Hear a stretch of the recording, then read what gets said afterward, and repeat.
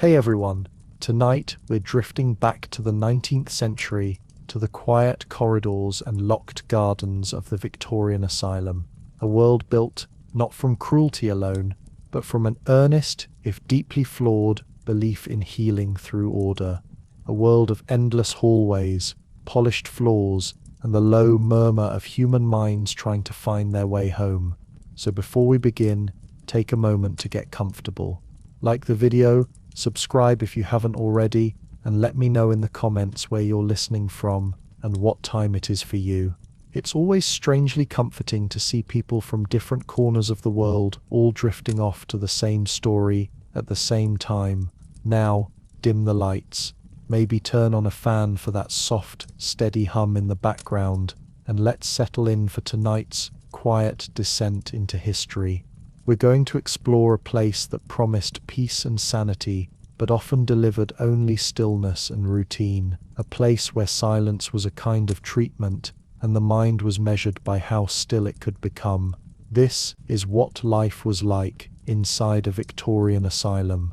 Let's set the scene. It began, as many slow revolutions do, not with noise or rebellion, but with the quiet rearranging of thought. In the early years of the 19th century, as Britain's cities swelled under the weight of industry, the matter of madness was being reconsidered. Smoke drifted from new factories, and the hum of progress filled the air. But behind that noise, in dimly lit rooms and parish houses, the unwell and the unwanted remained. The melancholic, the agitated, the confused, the lost. For centuries, the insane had been kept out of sight. They lived in poor houses, chained in cellars, or confined to the attics of family homes. In London, Bedlam, formerly the Bethlehem Royal Hospital, had become a grim spectacle where the curious could pay a penny to observe the lunatics. But by the 1830s, that cruel curiosity began to seem distasteful to a changing society. A new language had emerged, one of treatment rather than punishment, of care rather than containment. The idea was called moral treatment, a phrase both hopeful and misleading. It did not mean moral in the religious sense, not sermons and scolding, but rather the belief that the mind could be guided back to health through order, calm and routine. Madness was no longer seen solely as possession or sin, but as imbalance, a disturbance of the faculties. It could perhaps be corrected by structure. At the turn of the century, reformers like Philippe Pinel in France and William Tuke in England had already planted the seeds. Pinel at the Biquet and Salpêtrière hospitals famously ordered the removal of chains from patients. Tuke, a Quaker, established the York Retreat in 1796, a small institution built on kindness, moderation, and the quiet of pastoral life. There were gardens to walk in, tasks to perform, prayers to share, and conversations to restore the sense of being human. The retreat became an example whispered about in reformist circles, a symbol of enlightened care in an age when few had seen any. As industry expanded, so too did the cities. London's population doubled, then doubled again. The poor were crowded into narrow streets, where disease and despair festered. Parish workhouses overflowed, and as the visible misery of the urban poor became impossible to ignore, so too did the hidden suffering of the insane.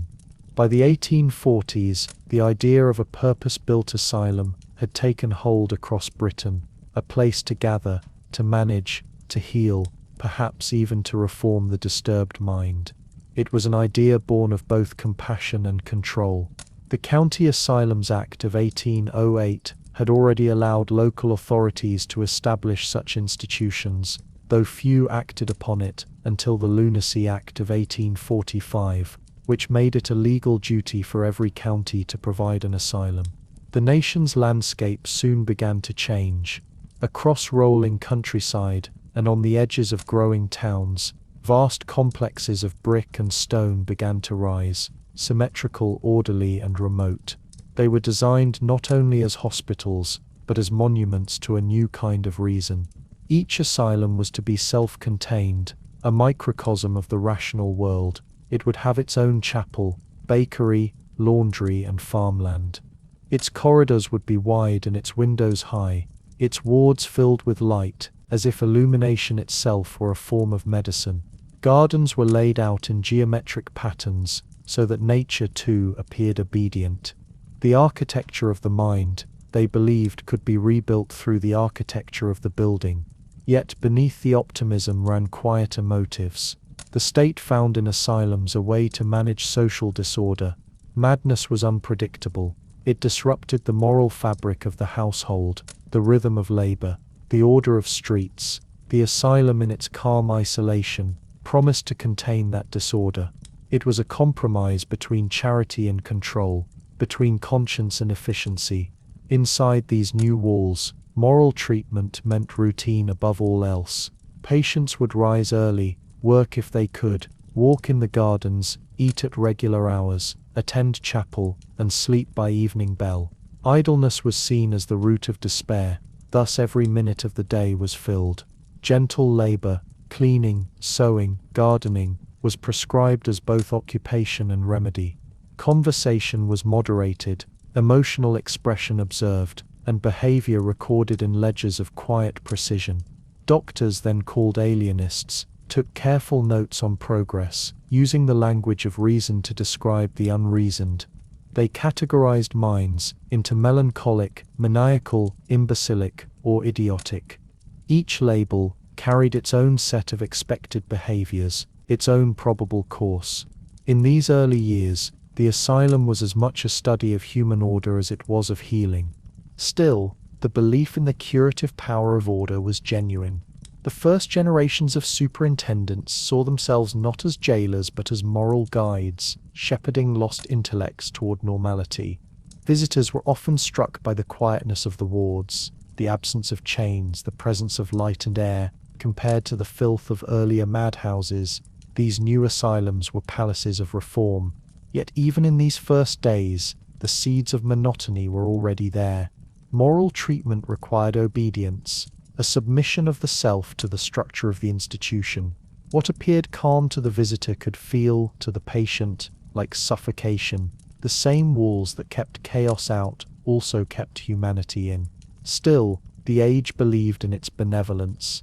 To be removed from the noise of the city and placed in the measured quiet of the countryside seemed a mercy. The insane, it was said, would find peace in the steady ticking of time, in the predictable rhythm of days unmarred by surprise. Society, in turn, found peace in their absence. By mid-century, hundreds of asylums dotted the British landscape, each one a symbol of progress, each one a repository for those who did not fit neatly into the new industrial order. The philosophy of moral treatment spread beyond medicine into politics, religion, and architecture. It became an aesthetic as much as a doctrine, an idea that calm itself was virtuous, and that stillness could redeem the disordered mind. The century was young, and faith in progress seemed infinite. No one yet foresaw the overcrowded wards, the silence thickening into despair, or the long nights of watchful solitude that would follow. For now, there was hope, quiet, rational, and meticulously planned. And as the morning bells of the first asylums rang through the fields of rural England, a new chapter in the history of the human mind began, one built of stone, discipline, and the tender illusion that calm could cure. The bells that signaled this new age of humane care soon gave way to the deeper, slower rhythm of building. Across the English countryside, fields that had once held quiet pastures began to fill with scaffolding, wagons of brick, and the measured shouts of masons. From that soundscape of labor, the Victorian Asylum took shape. At first, these were practical structures, large enough to house hundreds, often placed far from the noise and soot of industrial towns. But the men who designed them, and the officials who approved the plans, believed they were doing more than constructing hospitals. They were giving form to an idea that the mind could be healed through the moral geometry of space. To stand before one of these new institutions was to face symmetry. Every wall, every window, every line of stone was arranged in careful balance. There were central blocks for administration, flanked by long identical wings for patients, men to one side, women to the other. The facades stretched across acres, their pale brick fronts punctuated by rows of high windows that admitted air and light but denied escape. Each design embodied order itself, as if the very appearance of discipline could quiet the chaos it enclosed. In Britain, this approach drew from both domestic reformers and foreign examples.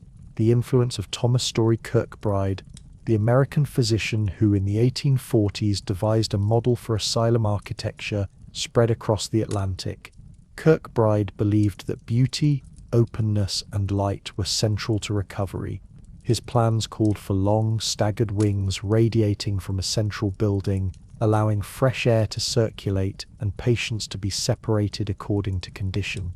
In England, the same spirit found expression through figures like John Connolly, superintendent of Harmwell Asylum, whose commitment to non-restraint demanded environments designed for calm, not confinement. Architects translated these medical philosophies into brick and plaster. Charles Henry Howell, the official asylum architect to the English Lunacy Commission, oversaw designs that balanced aesthetic dignity with institutional efficiency. The walls were thick and well insulated, corridors wide enough for orderly movement, and ceilings high to prevent the buildup of miasma, the invisible vapors once thought to breed illness. Every feature had its rationale. The tall sash windows provided ventilation. The iron railings suggested safety without overt imprisonment.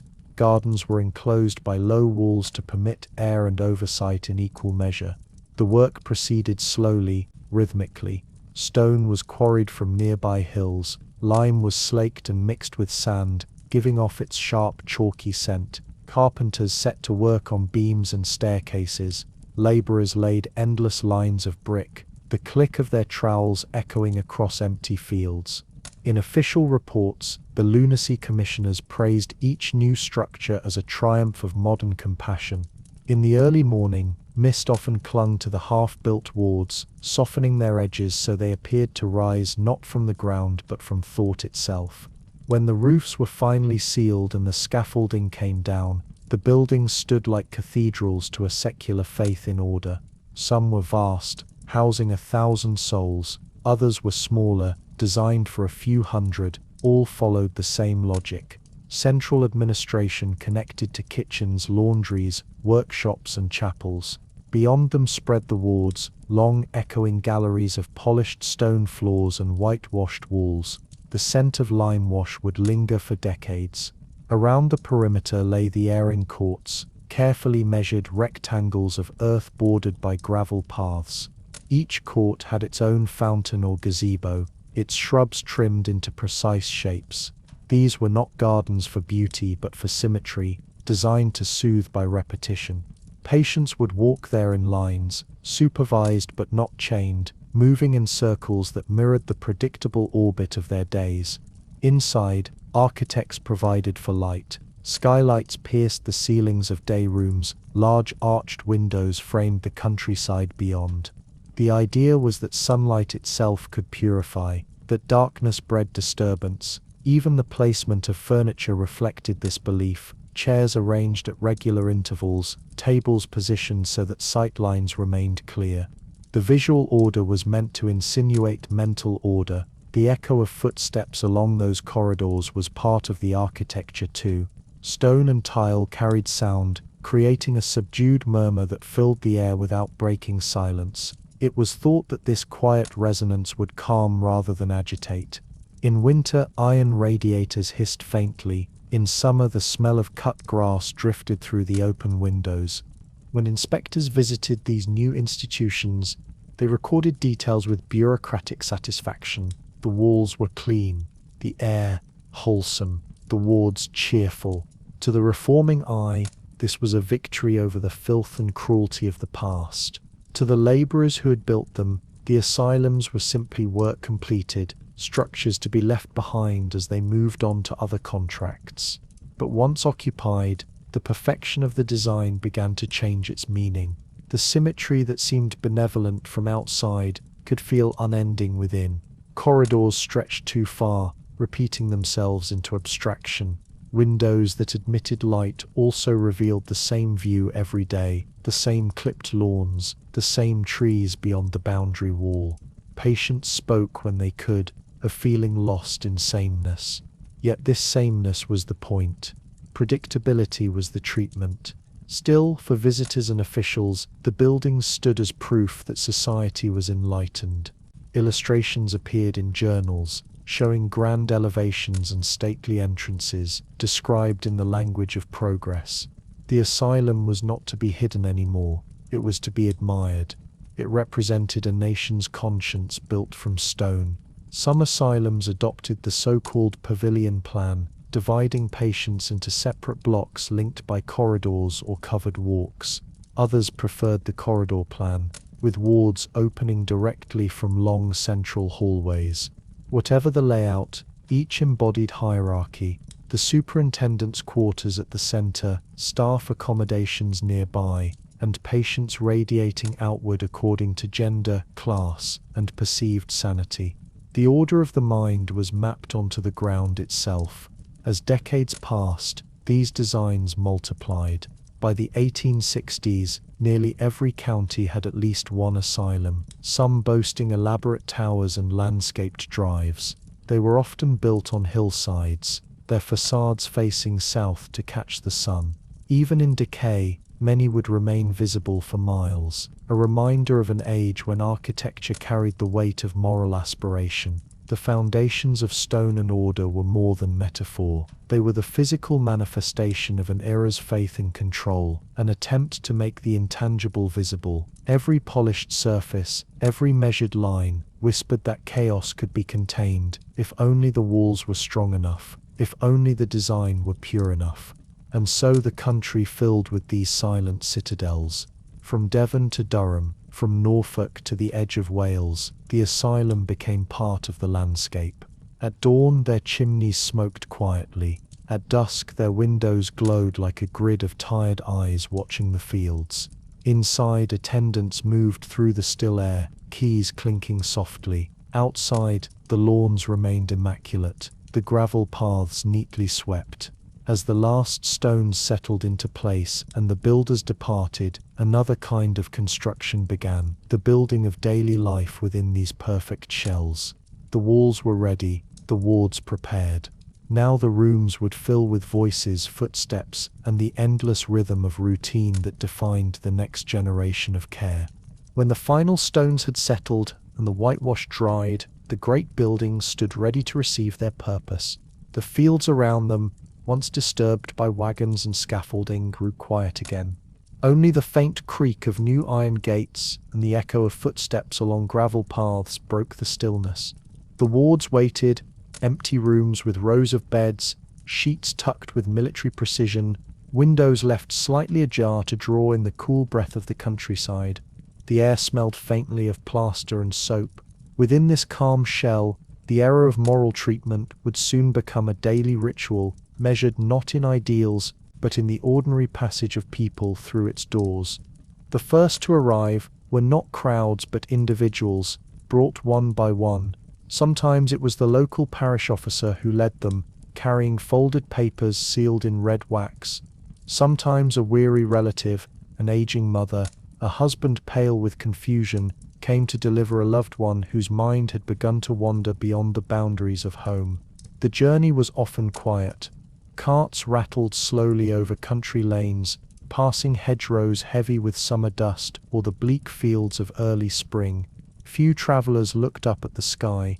The asylum gates, when they appeared, always seemed larger than expected, their ironwork intricate and impassive. At the entrance, a clerk would receive them. His table was covered in forms, his pen standing ready. Each name was written carefully in the admission book: age, occupation, parish, date. The column labeled cause of insanity held brief, haunting phrases: religious excitement, grief after confinement, excessive study, melancholia, puerperal mania.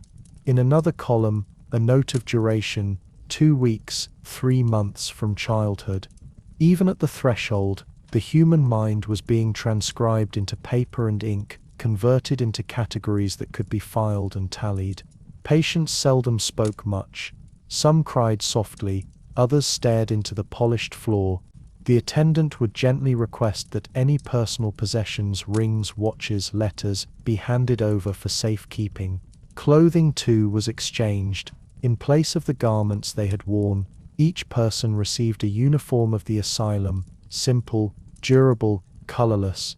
The intention was equality. No one was to feel superior or inferior, but for many the act of undressing marked the first moment of separation from the world, from identity, from self. After these formalities, the newcomer was led through corridors that smelled faintly of carbolic and damp stone. The sound of the clerk's pen scratching behind them faded into the rhythmic clack of the attendant's keys. Wards were divided by sex and condition, quiet, excited, infirm. The doors were heavy, their hinges slow. Inside, long rows of narrow beds stretched to the far wall, the bedding crisp and identical. A fire burned in the grate, even in mild weather, its purpose as much symbolic as practical. Warmth suggested comfort, and comfort was considered therapeutic. For the attendants, the process was routine. For the patient, it was the reordering of a life. In the administrative books, the moment of entry was recorded with the same careful penmanship as the purchase of candles or soap. Each new inhabitant became part of the institution's steady arithmetic, one more body within the architecture of calm. Sometimes, groups arrived together from overcrowded workhouses. The elderly and the feeble-minded, those deemed incurably melancholic, were transferred by wagon under official order. Their faces often showed no comprehension of where they were being taken. Others came suddenly, committed under emergency, after an episode that frightened a family or disturbed a parish. Physicians' certificates described symptoms in detached terms, delusions of persecution, incoherent speech, persistent silence. Behind those phrases were stories of heartbreak, exhaustion, or grief that no report could quite contain. For those who entered willingly, or at least without struggle, there was still the slow bewilderment of the first evening. Supper was served early, a plain meal of bread and broth taken at long tables beneath the high ceiling. The sound of spoons against bowls was the only conversation. Afterward came prayers, read aloud by the matron or the chaplain. The words drifted upward and dissolved against the stone. Then came bedtime, the lamps extinguished one by one until the ward lay in dim half-darkness. The first night was always the longest. The institutional clock struck each hour with a hollow tone. Somewhere down the corridor, an attendant's boots sounded softly as he made his rounds. The new arrival might lie awake, tracing the faint lines of moonlight across the ceiling, listening to the breathing of the others. Some murmured to themselves, others called out names. The night air carried the mixed scent of starch, wood smoke, and damp linen. Time stretched thin and directionless. Morning, when it came, arrived not as relief, but as another measured interval in the asylum's endless rhythm. By the middle of the 19th century, thousands of such admissions had been recorded across Britain. The ledgers of the lunacy commissioners filled with numbers and brief notations. Each case added to the belief that the system was working, that the insane were being properly cared for, documented, and if possible restored. The asylum had become not just a place but an instrument of governance, a way to render visible what society wished to contain. Yet within these administrative successes, individual lives unfolded quietly, often unseen. The melancholic woman who refused to eat might sit for hours beside a window, watching the pale light creep across the ward floor. The maniacal laborer whose mind had fractured under exhaustion might spend his days pacing the airing court in slow, perfect circles. Their names remained in the record books, their days absorbed into the institution's routine. Visitors who toured these new establishments often remarked upon their cleanliness and order. They saw no chains, heard little noise, and concluded that civilization had triumphed over barbarity. The truth was subtler. The asylum was both refuge and prison, its calm achieved by separating those within from the unpredictability of the world without. Each new admission reaffirmed that separation, For administrators, the day's work ended when the ledgers were balanced, the keys locked away. For the patients, there was no such division between duty and rest. The institution's rhythm became their own heartbeat. In time, many would cease to remember the sound of traffic, the color of familiar rooms, or the feel of unguarded silence. The asylum's steady order replaced the chaos of illness with another kind of stillness, a stillness that could soothe or suffocate, depending on how one breathed it. And so the pattern continued. Week after week, carts arrived at the gates, clerks recorded names, garments were folded, and the wards filled slowly with the muted hum of occupied space. The great buildings, once echoing and new, began to take on the sound of habitation, the coughs, the footsteps, the creak of iron bedsteads settling under weight. The air grew warmer, more lived in. The asylum was no longer an idea, it had become a world unto itself. In that world, days were identical, and every identity was gently leveled. Beyond the walls, the fields ripened and withered with the seasons, unnoticed by most within. Inside, time was measured by routine and record books, by the flicker of lamps and the faint scrape of chalk on the duty board. The age of construction had ended. The age of occupation had begun. And as the wards filled and the nights grew quieter in their monotony, the institution turned its gaze inward, toward the steady cultivation of calm, the daily rhythm that reformers had promised would heal both body and mind. Morning came not with joy or anticipation, but as a signal. The asylum stirred to life in the pale hours before sunrise, when the corridors were still blue with half-light and the air smelled faintly of cold iron and boiled linen.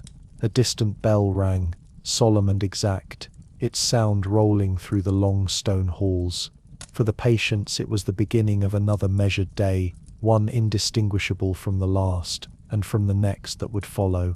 Attendants moved softly along the wards, unlocking doors, drawing curtains and offering quiet words of instruction. Beds were straightened with mechanical precision, blankets folded so that each corner met its twin. Patients rose without question. There was no haste, no conversation, only the low rustle of fabric and the rhythmic tread of slippers on polished floors. Order was not simply encouraged, it was demanded, for in the doctrine of moral treatment, order itself was considered the medicine. Before breakfast there was prayer. The chaplain's voice, calm and resonant, filled the ward as he read from the Book of Common Prayer. Some listened intently, heads bowed, lips moving silently in unison. Others stared at the patterns in the floor, or the narrow beam of light filtering through the tall windows. Religion was a quiet presence here, not fanatical, not ecstatic, but ritualized, like everything else. Its purpose was moral alignment, not revelation. Salvation was measured in obedience, not ecstasy. After prayers came breakfast, a modest meal of porridge or bread and tea, served in tin bowls on long wooden tables. The sound of spoons striking metal filled the air like a muted percussion. Conversation was rare. Silence was considered therapeutic. To the attendants, the quietness meant peace.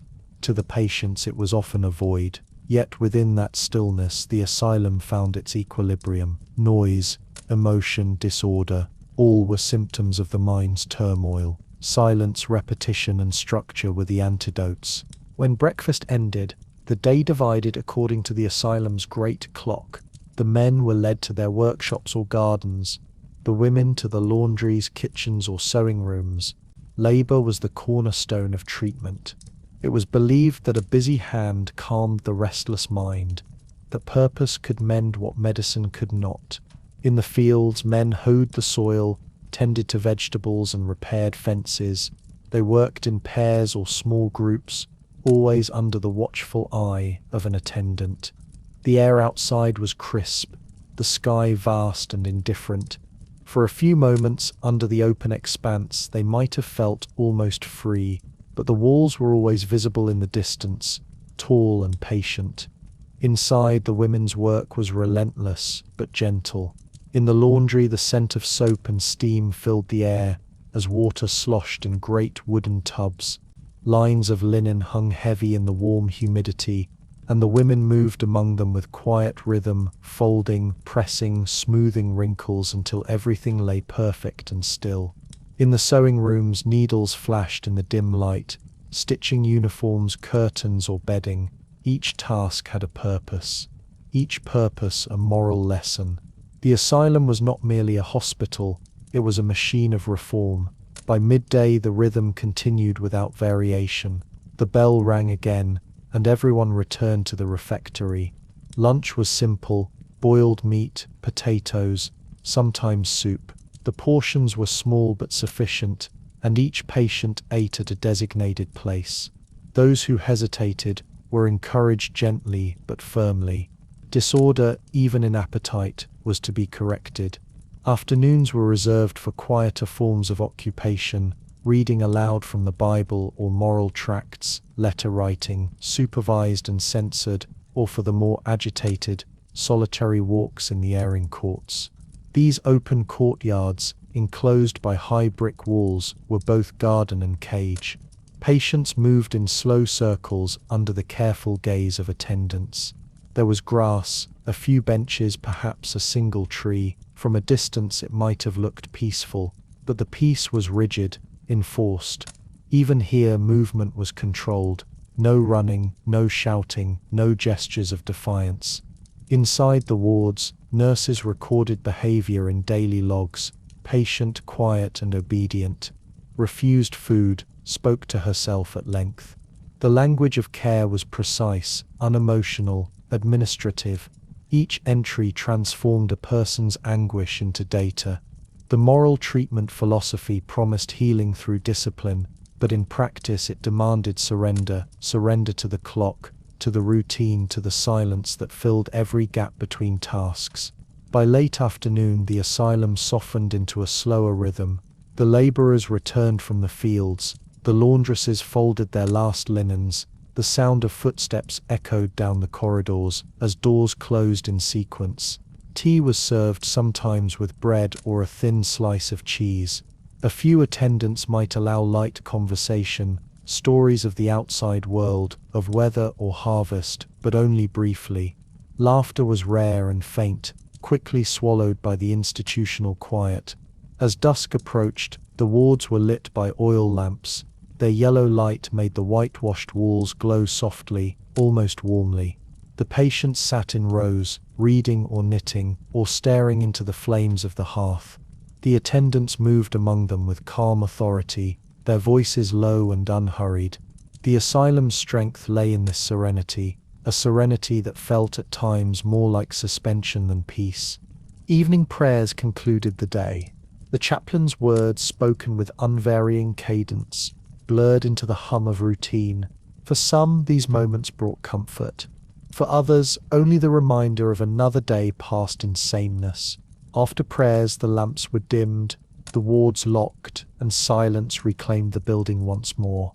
By 9 o'clock, the asylum slept, or at least it appeared to. Beneath the stillness, dreams stirred. Dreams of homes long gone, of streets remembered in fragments, of voices that had faded into distance. Some patients whispered softly into the darkness, not to others, but to themselves, trying to keep hold of memory. Others lay rigid, counting the hours until the bell would ring again.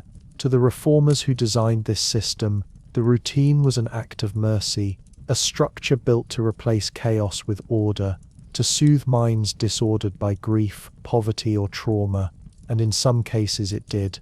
The predictability offered a fragile kind of safety, a shield against the unpredictable cruelty of the outside world.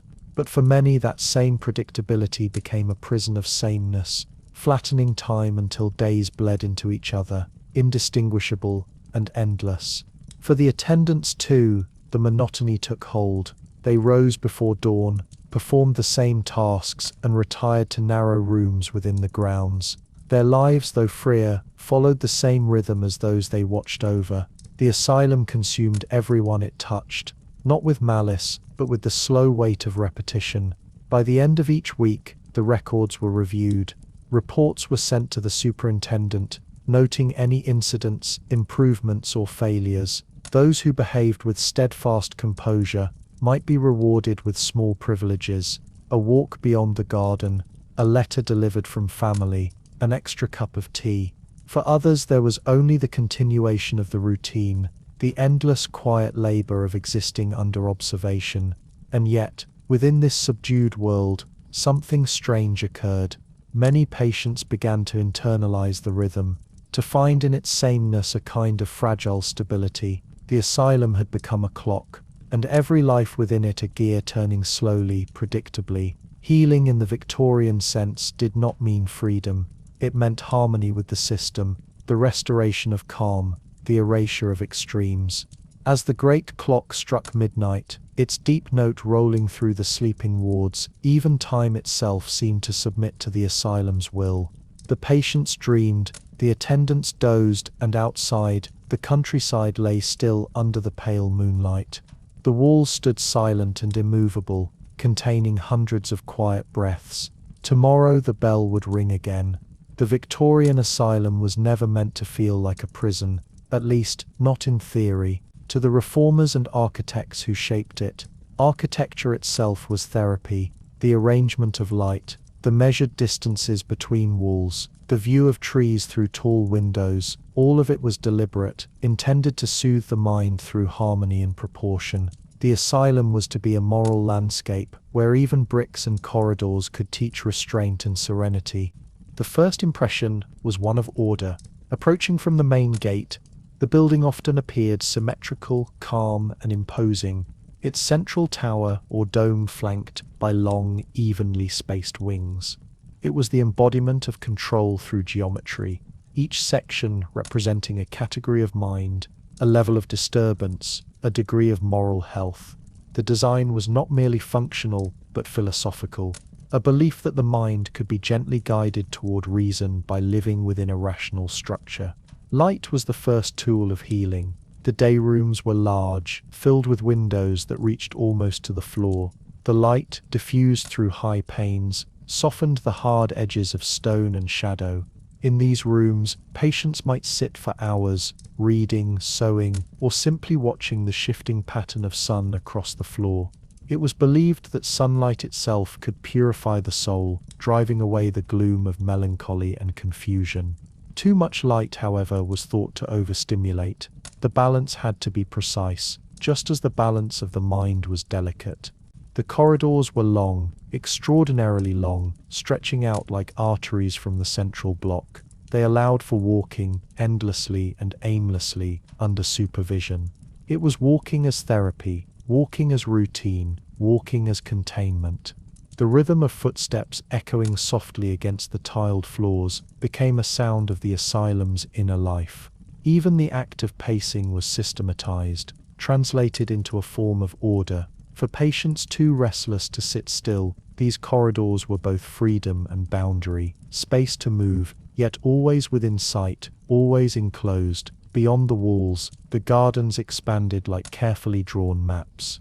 There were airing courts, divided by high brick walls and iron gates, separating men from women, the quiet from the disturbed, the convalescent from the incurable. Each had its own path, its own set of benches, its own patch of lawn or flower bed. The design of these gardens followed the same principle as the architecture: symmetry and separation. Even nature was disciplined, pruned and trimmed to reflect the moral clarity reformers wished to cultivate. In some asylums, these courts were adorned with trees, shrubs, and gentle hills, creating a pastoral illusion, a fragment of countryside brought within confinement. Patients might tend to the flowers or sweep the paths, finding calm in repetitive tasks. But the boundaries were always present, often disguised by foliage, yet unmistakable. High walls rose behind the greenery, ensuring that tranquility never strayed too far into liberty. The garden was a controlled Eden, built for quiet observation rather than wandering thought. The architecture itself functioned as a hierarchy of mind. The upper floors, often reserved for the most orderly patients, had better light and air. The lower or more remote wards housed the violent or disturbed. In the great asylums, like Harnwell, Colney Hatch, or the Royal Bethlehem Hospital in its later incarnation, every passage, doorway and window was placed with moral intention. Even the distance between wards was symbolic. Proximity to the central block suggested improvement, a movement toward reason. Isolation at the far end of the asylum signified failure, regression, or incurable despair. At the heart of the building was the superintendent's office, from which long corridors radiated like spokes on a wheel. This centrality was not accidental. It allowed for oversight, a physical manifestation of the idea that sanity required constant observation. From this point, attendants could be dispatched, alarms could be raised, and movements could be recorded. The asylum was a microcosm of Victorian society, hierarchical, paternalistic, meticulously organized. Windows were a paradoxical feature, both an act of generosity and a reminder of confinement. They let in the light, framed the sky, and offered glimpses of distant trees or the faint outline of a road. But they were also high and narrow, sometimes barred, always unopenable. Patients could see the world but never reach it. The view became a silent companion, a constant presence of freedom, tantalizing yet unreachable. Sound, too, was part of the architecture. Thick walls muffled outbursts, wide corridors dispersed echoes. The aim was to create a world without disturbance, where the mind could be lulled by its own monotony. The occasional clang of a gate or the ringing of a bell punctuated the stillness like the chime of ritual. Everything, even silence, had structure. The separation of men and women was absolute. Two halves of the same institution, mirror images divided by walls and locked gates. Their routines were nearly identical, their architecture symmetrical, yet they might never see one another. The philosophy was moral as much as medical. Interaction between sexes was considered a potential source of disturbance, temptation, or moral decay. The asylum was to be an ordered world, untouched by passion or unpredictability. Within this ordered calm, even illness was mapped. Patients labeled melancholic or quietly insane were placed in the lighter wards, nearer to day rooms and gardens. Those deemed maniacal or violent were confined deeper within the structure, where corridors grew narrower and windows fewer. The architecture reflected the mind's descent, a physical geography of madness. To move outward toward the gardens was to recover. To move inward toward darkness was to disappear. At night, the asylum took on another kind of calm. Lamps flickered behind glass panels, casting soft light across the walls. The corridors, so full of footsteps by day, fell silent except for the faint creak of wood or the distant turning of keys. The structure itself seemed to breathe, expanding and contracting with the rhythm of the sleeping hundreds within. The stone absorbed their murmurs, their restless sighs, their whispered prayers. Reformers often spoke of asylums as havens of reason, sanctuaries from the chaos of industrial life. They were to be gardens of moral recovery, where environment and architecture would gently guide the mind back to balance. And in many ways this belief shaped an entire century of care. The idea that one could build tranquility, that walls and symmetry could nurture sanity, was a uniquely Victorian faith, as firm and serene as the buildings themselves. Yet the architecture also contained its own quiet contradictions. The same walls that offered protection also confined. The same corridors that invited walking also led nowhere. Patients found themselves suspended between peace and captivity, between light and limitation. Over time, the structure that was meant to heal became an extension of their illness, a vast machine of stillness, where freedom was measured in carefully planned footsteps. The philosophy of moral treatment had imagined the asylum as a place of balance, neither chaos nor punishment, but harmony. And for a brief moment, it seemed to work. Patients wrote letters home, describing their gardens, their reading rooms, their renewed calm. But beneath the surface, cracks were forming, in the walls, in the funding, in the optimism itself, because tranquility, it turned out, was expensive. Light-filled day rooms, and tended gardens, demanded staff, maintenance, and resources. As the number of patients grew, the idealism that built these serene corridors began to falter. Space became crowded, the air heavier, the silence less voluntary. The architecture of calm, once a symbol of hope, began to strain under the weight of reality.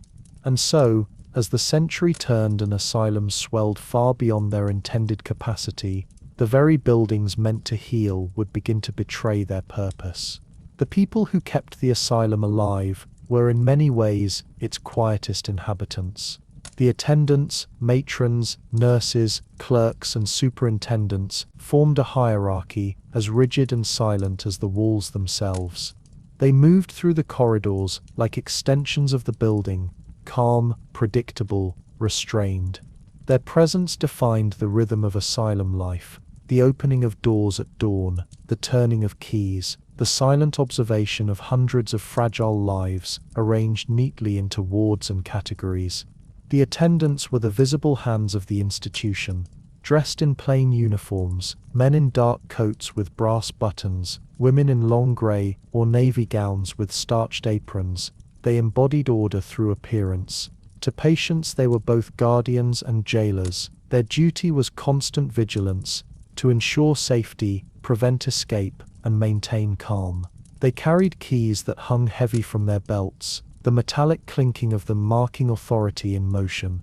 Every gesture was deliberate, every word measured. They spoke softly, if at all, because silence itself was a form of control. Training was minimal by modern standards, though the asylums called it professionalism. Most attendants learned through observation, by watching their seniors handle crises, calm agitation, or simply endure the monotony of endless supervision. Their work was physical and emotional in equal measure, lifting bodies, restraining outbursts, comforting the distressed, recording the incomprehensible. They were expected to maintain composure in the face of everything: incoherent rage, sudden violence, weeping, or eerie stillness. At Harnwell Asylum, where Dr. John Connolly abolished mechanical restraints in the 1830s, attendants were taught to replace chains and straitjackets with patience and persuasion. But this ideal demanded more than human endurance. It required a kind of moral silence, an internal suppression of reaction. Attendants were never to show frustration, never to argue, never to reveal fear. They were to be, as Connolly wrote, firm without anger, calm without coldness, observant without intrusion. In practice, this often meant a face without expression, a tone without warmth. The matrons occupied another tier of order. They oversaw the female wards, ensuring not only the care of patients, but the moral cleanliness of the environment itself. Their duties were exhaustive: inspecting clothing, supervising meals, directing laundry, maintaining decorum. Their rooms were small and sparse, often located near the dormitories, so they could hear disturbances at night. They rose before dawn, and retired after every lamp was extinguished. Their authority was second only to the superintendents, and their demeanor reflected it: calm, exacting, watchful. Superintendents, often physicians of moral medicine, carried themselves like custodians of an experiment. Their offices were lined with ledgers, casebooks, and neatly labeled files. They believed themselves part of a reforming mission, bringing order to the disorderly, reason to the unreasonable. Many began their careers with genuine compassion, inspired by the humanitarian ideals of moral treatment. But over time, surrounded by thousands of unchanging cases, their compassion often hardened into detachment. They learned to write suffering in the language of science: melancholia, mania, dementia, hysteria. In these words, individual anguish became manageable, clinical, almost abstract. Yet within this structure of roles and responsibilities, moments of kindness did exist, small, unrecorded gestures that softened the edges of routine. An attendant adjusting a blanket in the night, a matron pausing by a patient's bedside to whisper reassurance, a doctor writing a hopeful note in a casebook, even when improvement seemed impossible. In some surviving letters and reports, we find traces of this gentler reality. At the York Retreat, Founded by the Quakertook family, attendants referred to patients as friends and were encouraged to treat them as such. There, kindness was policy, but even in the larger state asylums, where compassion was swallowed by bureaucracy, humanity surfaced quietly, inconsistently, like a flicker of warmth through the institutional chill. Of course, cruelty existed too, as it does wherever power and helplessness coexist. Records tell of attendants who struck patients, confined them unnecessarily, or punished them through deprivation. The annual reports of county asylums occasionally mention dismissals for improper conduct, but these words are vague, polite, and incomplete. Behind them lie acts of frustration, fatigue, or simple indifference. The asylum was not a place designed to absorb human weakness kindly, neither the patients nor the staffs.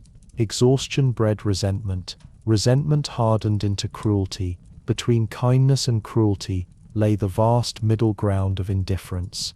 It was this that defined the daily atmosphere more than anything else. Indifference was survival. To feel too deeply, to care too personally, was to invite despair.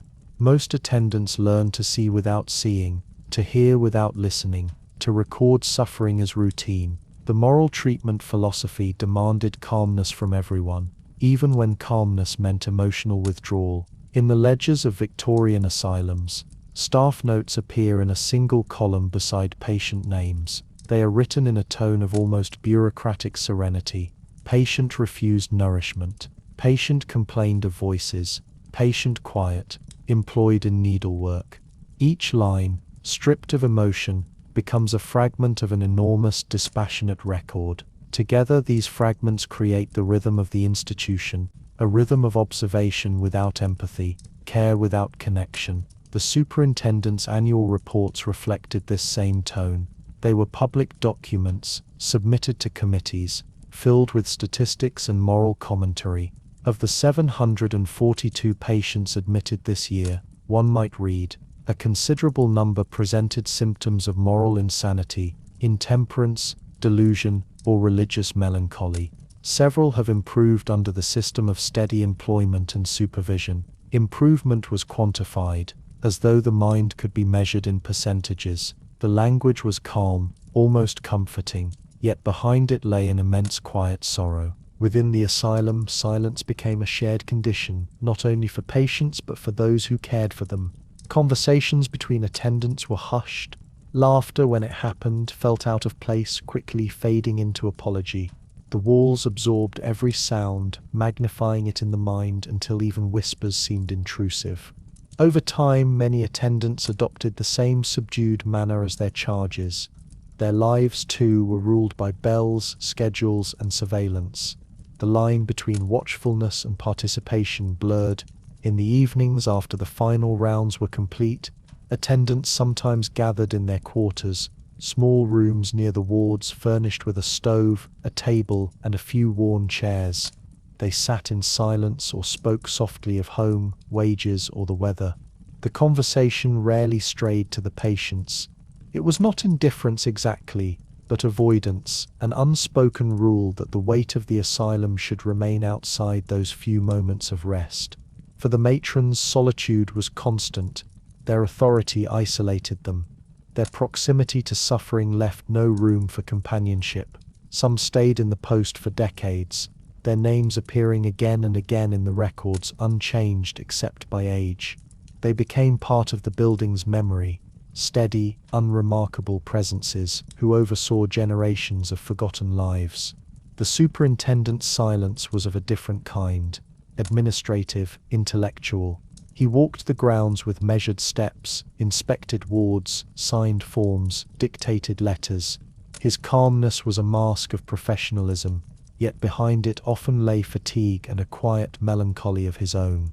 The burden of maintaining order, of justifying budgets and defending failures to committees, wore down the reforming ideal. The asylum was too vast, too complex, too human to remain serene.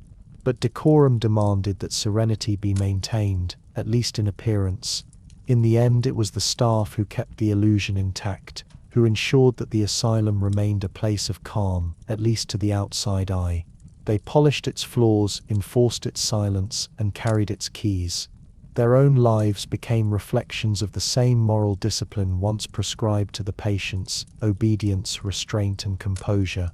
In their stillness, the building found its continuity, and so day after day they moved through the wards with the same quiet certainty, recording the same patterns, maintaining the same delicate balance between compassion and control. Their silence became the asylum's heartbeat, steady, constant, unspoken. But as decades passed and the wards grew fuller, that silence would begin to carry something heavier. Not serenity, but strain. The slow accumulation of unspoken fatigue and unacknowledged grief.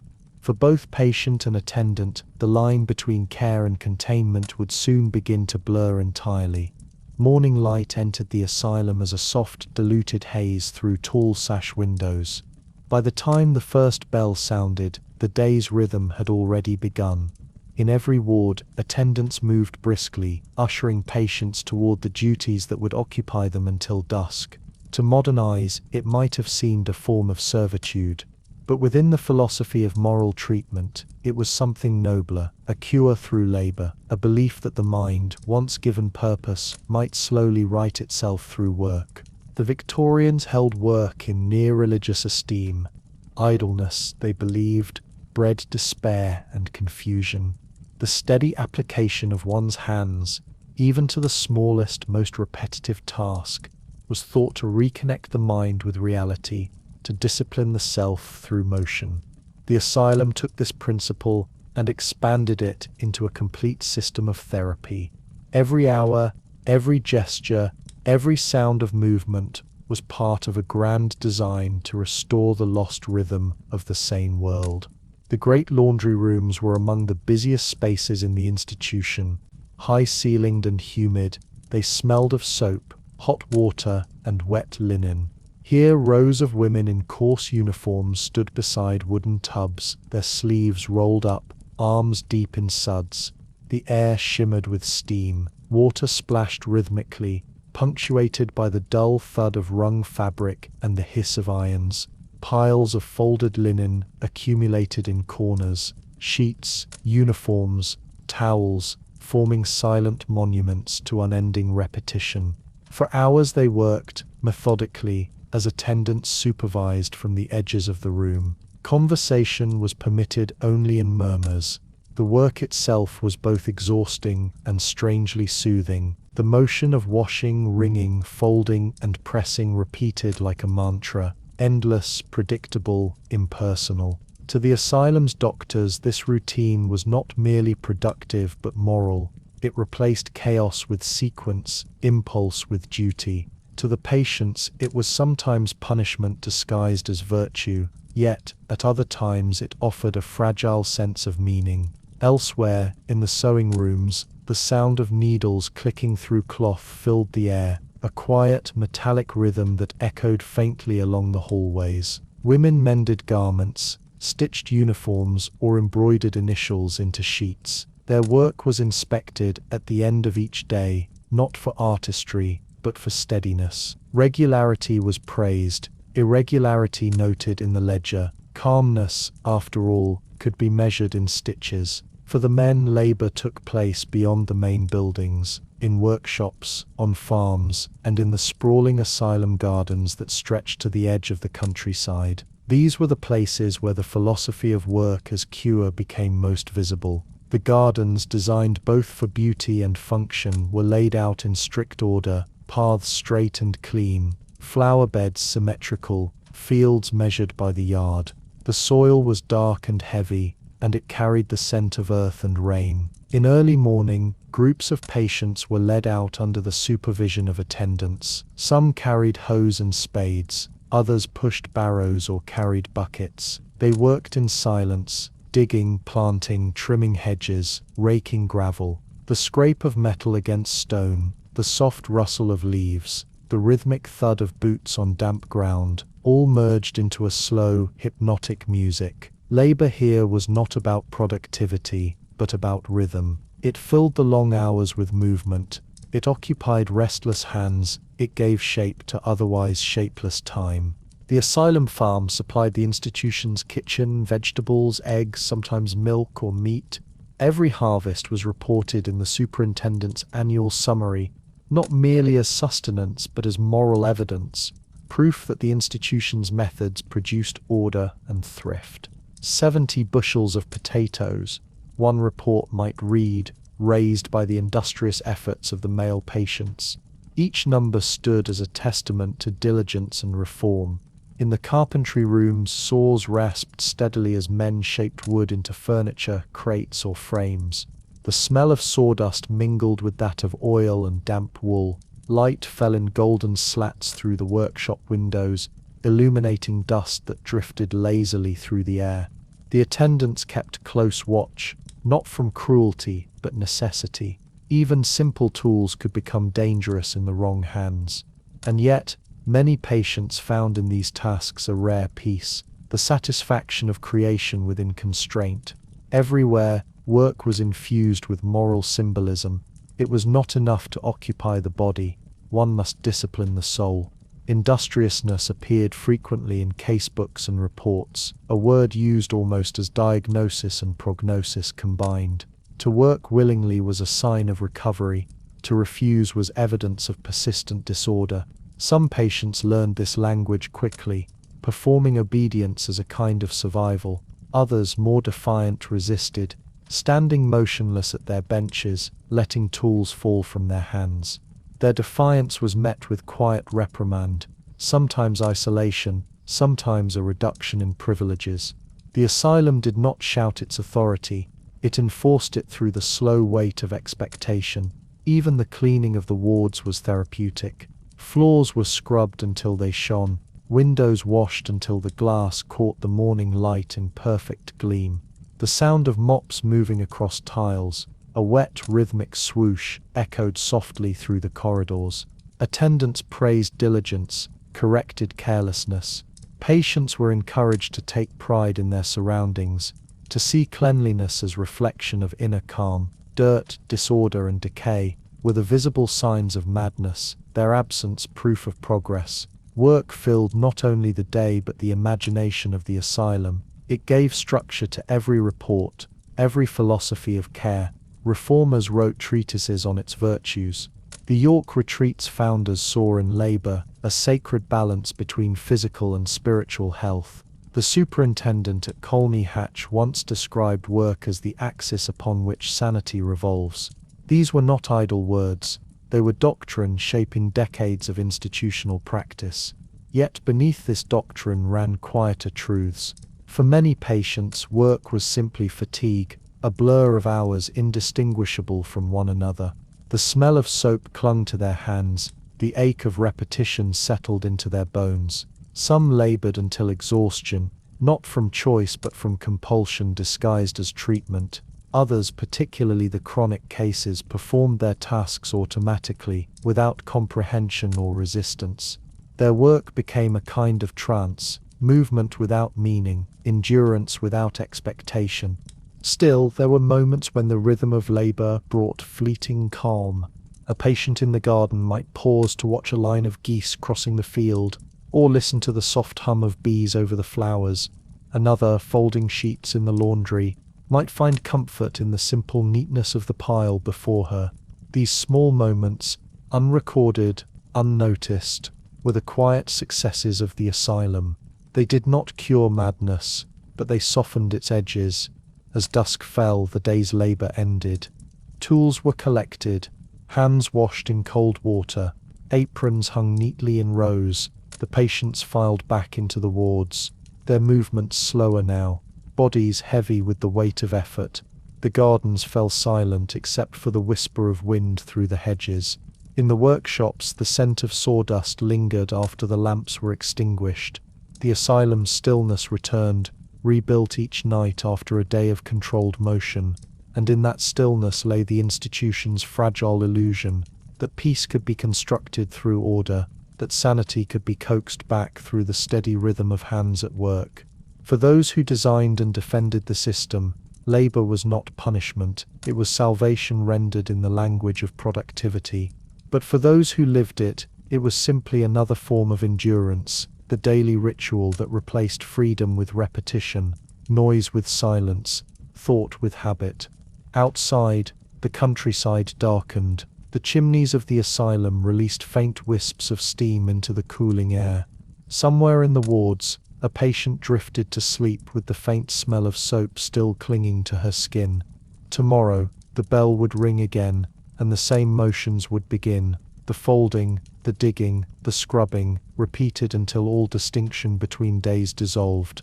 In this way, work became the asylum's heartbeat. Slow, steady, unending. Not a cure, perhaps, but a rhythm, the closest thing to peace that order could provide. In the daily rhythm of asylum life, meals formed the quiet punctuation marks that divided time into predictable fragments. Morning, noon, and evening, each meal arrived not as an event, but as a confirmation that the day was unfolding as it should. In these institutions, food was rarely an indulgence, and never a luxury. It was nourishment stripped of pleasure, reduced to ritual and necessity. The philosophy of the place insisted that even eating must contribute to order, that the mind could be soothed by regularity, and the stomach disciplined by modest sufficiency. The bell that announced breakfast was one of the earliest sounds in the building. It rang through the corridors, echoing softly off the plastered walls, summoning patients from their wards to the dining rooms. The procession was orderly, guided by attendants who ensured that each person took their proper place. The air held the mingled scent of porridge and damp wool. Windows, still fogged by the breath of morning, let in a pale, grey light. Breakfast in most asylums consisted of bread and porridge. The bread was plain, dense, sometimes coarse. The porridge made from oatmeal or barley, served in wide metal basins. Each patient received a portion measured to the ounce, no more, no less. The utensils were simple, heavy spoons, tin mugs, and occasionally dull knives when permitted. Tea was poured in modest quantities, weak and tepid, brewed in great iron kettles that hissed and steamed. In some institutions, coffee substituted for tea, though it was more a gesture toward variety than any real difference in taste. There was little conversation. The sound of cutlery against tin, soft scraping, occasional clinking, formed a subdued rhythm. Attendants walked slowly between the rows of benches, their eyes watchful but expressionless. Conversation, when allowed, was low and brief. Any sign of agitation, laughter, or upset was quickly quieted. The dining room was not a place for companionship, but for uniformity. Eating together was intended to civilize, to remind the patients of social order. But in practice, it often deepened the sense of distance. Hundreds of people sitting close, yet profoundly alone. By mid-morning, the smell of breakfast had faded, replaced by the faint scent of soap from the laundries and the sharper tang of disinfectant. The kitchen staff, often including able-bodied patients, began preparations for the midday meal. These kitchens were large, echoing spaces, dominated by cast-iron stoves and long wooden tables. Cauldrons simmered steadily, producing a ceaseless background hum. The air was heavy with the odor of boiling meat, cabbage, and broth. It was a smell that clung to the fabric of the building, saturating the wards and corridors, mingling with the scent of limewash and humanity. Dinner, the largest meal of the day, was served around noon. Its contents varied little: boiled beef or mutton, sometimes pork, accompanied by potatoes or barley. Vegetables were boiled until soft, their color leached away. Occasionally on Sundays or holidays, a pudding might appear, plain, dense, made from flour, suet, and treacle, a treat so modest it seemed almost apologetic. The act of serving was mechanical and practiced. Large metal ladles moved from pot to plate with unbroken rhythm. Each portion was nearly identical, weighed out with silent precision. There was comfort, perhaps, in the regularity, the reassurance that one would receive exactly what everyone else did. Fairness, in the asylum's logic, was equality without exception. Inmates with physical weakness or advanced age might receive milk or soup instead of meat. Those deemed violent or unstable sometimes ate separately, supervised at smaller tables or even within their wards. The dining halls were stratified reflections of the institution's hierarchy. Quiet and industrious patients seated nearer the front, the disruptive or delusional toward the back, where attendants could intervene quickly. Even here, social order was maintained with almost architectural precision. The soundscape of dinner resembled that of breakfast, subdued, steady, and strangely hypnotic. The scrape of spoons, the faint murmur of swallowing, the creak of benches, the rustle of coarse uniforms. Occasionally, a cough or a dropped utensil would puncture the stillness, only to be absorbed again into the monotonous calm. For many, the act of eating became a form of meditation through repetition. For others, it was simply another passage of time to endure. By evening, the final meal, supper, was served. It was the smallest and simplest bread, again perhaps cheese, and a cup of tea or thin gruel. The light by this hour had softened, filtered through windows that faced the western fields. The shadows of the iron bars stretched long across the tables. Attendants spoke quietly to one another, marking attendance, recording compliance. The patients ate slowly, fatigue dulling even the faintest appetite. When supper ended, dishes were collected and washed in scalding water. The smell of boiled vegetables lingered faintly, mingling with the odor of wet wood and steam. The dining rooms were swept, the benches wiped down, the utensils stacked neatly in their assigned drawers. The day's cycle of nourishment, such as it was, had completed itself with machine-like precision.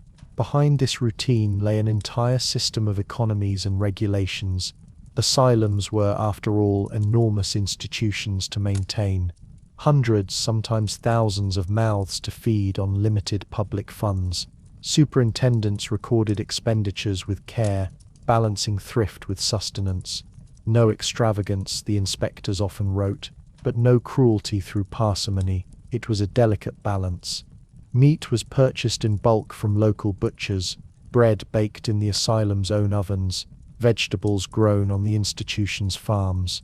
Waste was recorded as failure, a moral as well as administrative fault.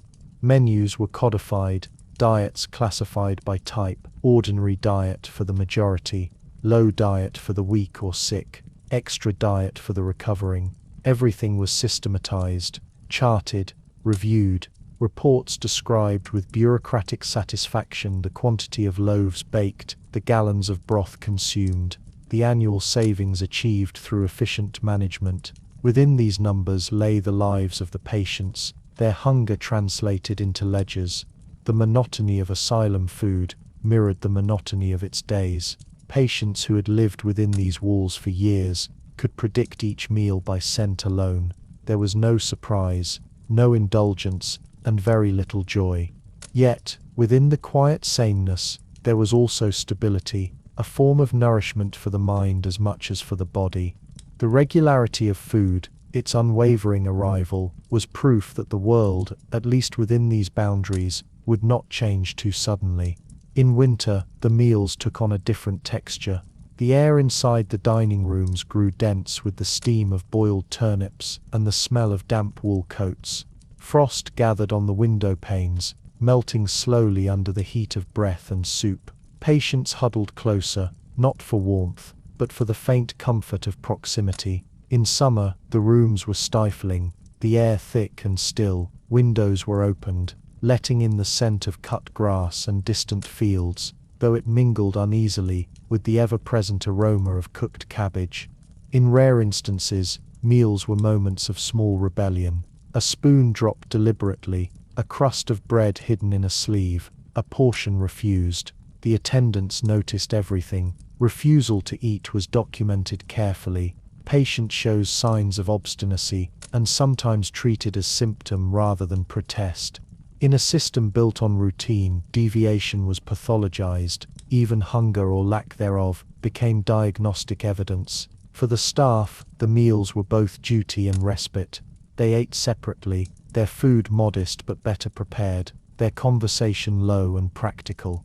To them, the patients' dining rooms were both workplace and symbol, a space where order could be visibly maintained, where the day's success was measured in quiet compliance. As the last light of evening withdrew from the high windows, the dining halls returned to silence. Chairs were stacked, tables wiped, floors scrubbed. The air still carried the faint scent of bread and soap. In the empty space, echoes lingered, the residue of footsteps, voices, and the gentle scrape of spoons. The asylum seemed to exhale, settling once again into its habitual calm. Food in this world was never passion or pleasure. It was the maintenance of existence, an act stripped of individuality, performed with mechanical grace. Yet it was also continuity, the thread that tied each day to the next. For many who lived behind those walls, the meals became markers of survival. One more morning, one more evening, one more measured interval of endurance. And as night descended over the long corridors and locked gardens, the smell of the day's cooking faded at last, replaced by the faint scent of candle wax and disinfectant. In the darkness, stomachs settled, and minds drifted toward uneasy dreams. Dreams perhaps filled with tables, with bowls, with bread that could never quite be tasted. Treatment within the Victorian Asylum existed in the space between compassion and control, between care and quiet coercion. To step into its medical wing was to enter a realm of experimentation guided by philosophy as much as by science. There were no modern psychotropics, no clinical therapies as we know them today. Instead, there was methodical attention to order, to the environment, to the body as a mechanism that could be disciplined back into reason. What emerged was a landscape of treatment that could be both deeply humane and quietly harrowing. A catalogue of interventions shaped by good intentions and limited understanding. The early 19th century had inherited from the 18th a harsh view of madness. The mad were often chained, confined, or displayed for curiosity. Treatment was punishment softened by prayer, but as the century progressed, a new ethos began to take hold: moral treatment, the belief that madness was not moral failure, but temporary derangement, curable through kindness, structure, and gentle persuasion. This idea had taken root at institutions like the York Retreat in England and La Bicêtre in France, and it spread across Europe, reshaping the architecture of asylums and the very concept of care. By the 1830s, reformers such as Dr. John Connolly at Hanwell Asylum began to question one of the asylum's most visible cruelties, the use of mechanical restraint. At the time, patients were still regularly confined in straitjackets, chains, or restraint chairs, devices intended to protect both the sufferer and those around them. To many physicians, these tools were not punishment but necessity, yet to Connolly, they represented the failure of moral authority. He argued that true discipline must come from order and environment, not from iron or leather. The non-restraint movement, as it came to be known, was not an overnight revolution. It evolved through daily practice, through the slow replacement of physical force with surveillance, architecture, and schedule. At Hanwell, attendants were retrained to use persuasion and calm observation instead of straps and chains. Patients were encouraged to walk in gardens, to work, to participate in communal life. Seclusion rooms remained, but restraint devices were removed, locked away as relics of an older cruelty. And yet, restraint never entirely vanished. Even within institutions that declared themselves non-restraint, other forms of control persisted, more subtle, less visible. The very architecture of the asylum, its endless corridors and locked doors, acted as a form of containment. Silence became a restraint of its own. Patients who grew restless or violent were not chained but secluded, placed in small padded rooms where the walls absorbed both sound and struggle. Seclusion was recorded meticulously: the time a patient entered, the duration of confinement, their behavior upon release. It was presented as therapeutic, a means of calming agitation rather than punishing it. Removal to quietness, one superintendent called it, as if solitude itself could restore equilibrium. The rooms were bare, with a straw mattress, sometimes a small barred window. Many patients were kept there only for hours, but some remained for days. The silence of these rooms was deeper than that of the wards. a silence that pressed against the ears until thought itself seemed to dissolve. Other treatments occupied the space between medicine and ritual. Cold baths were among the most common. They were prescribed for agitation, hysteria, or insomnia, for anything really that disturbed the smooth surface of order. The patient would be led to a bathing room, stripped and immersed in cold water for minutes, or, at times, hours. The shock was believed to reduce the circulation of blood to the head, calming overexcited nerves. In other cases, showers were used, streams of water poured continuously from above, the temperature varying between brisk and near freezing. The sound of running water filled the tiled chambers, steady, relentless, inescapable.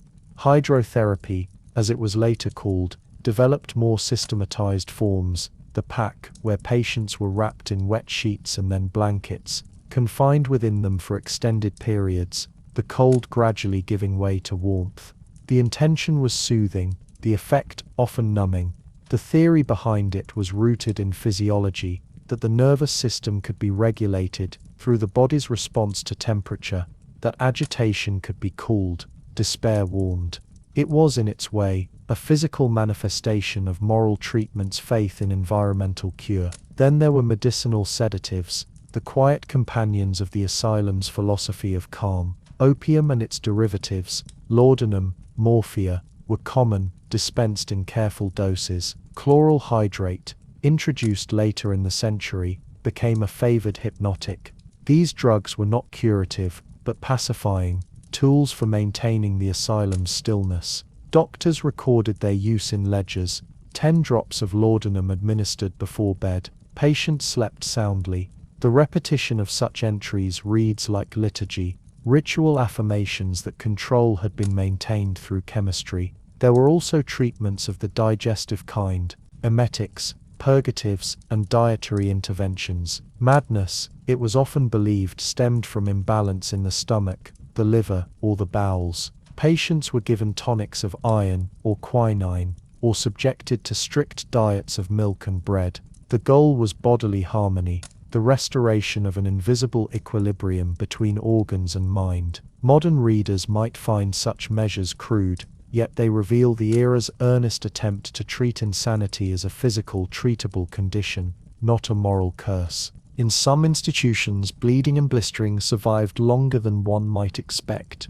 Cups and leeches, mustard plasters and setons, remnants of an older medical cosmology, persisted into the 1840s and 1850s. They were gradually abandoned as the asylum turned toward gentler, more paternalistic methods. But their ghost lingered in the logic of control, that suffering could be relieved through managed discomfort, that the body could be coerced into health through discipline. All these methods, seclusion, bathing, sedation, labor, were bound by the same central conviction that madness could be regulated, if not cured, by restoring external order. The asylum was both the stage and the mechanism for this restoration. Each treatment was less about eradicating illness than about managing unpredictability. The patient's compliance was the measure of success. Tranquility, the visible sign of cure. John Connolly's non-restraint system spread gradually across Britain, endorsed by reformers and questioned by skeptics.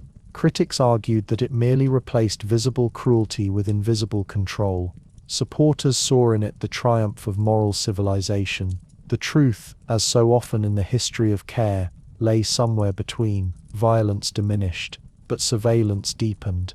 The patient was no longer bound by chains, but by routines so pervasive that they shaped every waking hour. By the latter half of the century, new medical theories began to infiltrate asylum practice.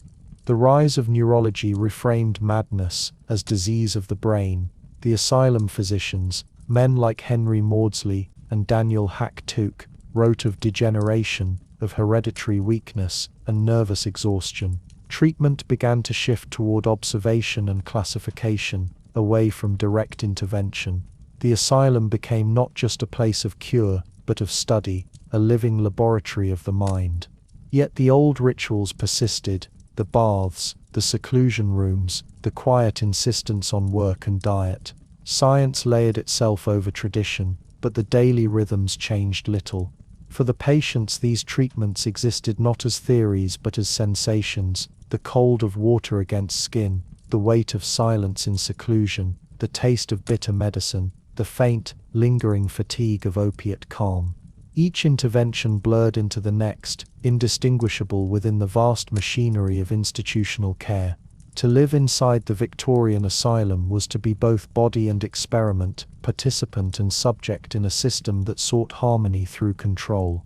And still, beneath it all, the ideal of moral treatment persisted, the dream that the mind could be coaxed back toward reason through gentleness, environment and structure. It was a dream both beautiful and flawed, noble and naive. For every reformer who spoke of compassion, there was a patient who felt only the weight of regulation, yet together, they formed the strange, contradictory heart of the Victorian Asylum, a place where science and morality, cruelty and kindness, restraint and freedom all coexisted in uneasy balance. When night fell, and the wards quieted, the effects of treatment blended into the silence. Sedated minds drifted into uneasy sleep. The smell of soap and camphor hung faintly in the air.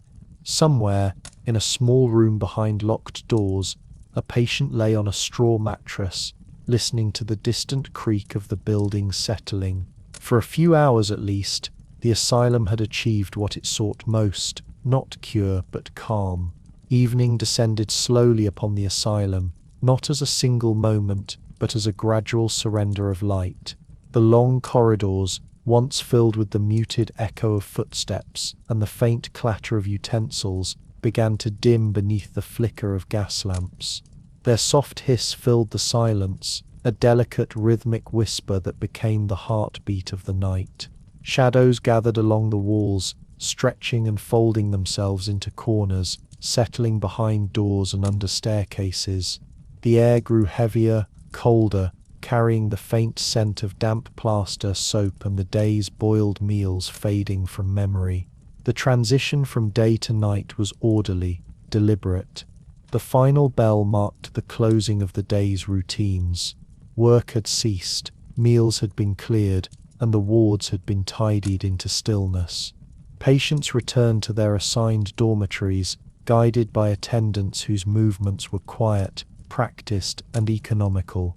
Doors were closed with a soft finality, the metallic sound of bolts sliding into place echoing down the hallways like distant punctuation marks.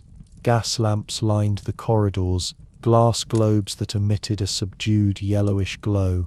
Their light trembled faintly, reflecting in the polished surfaces of brass doorknobs and the occasional fragment of window pane.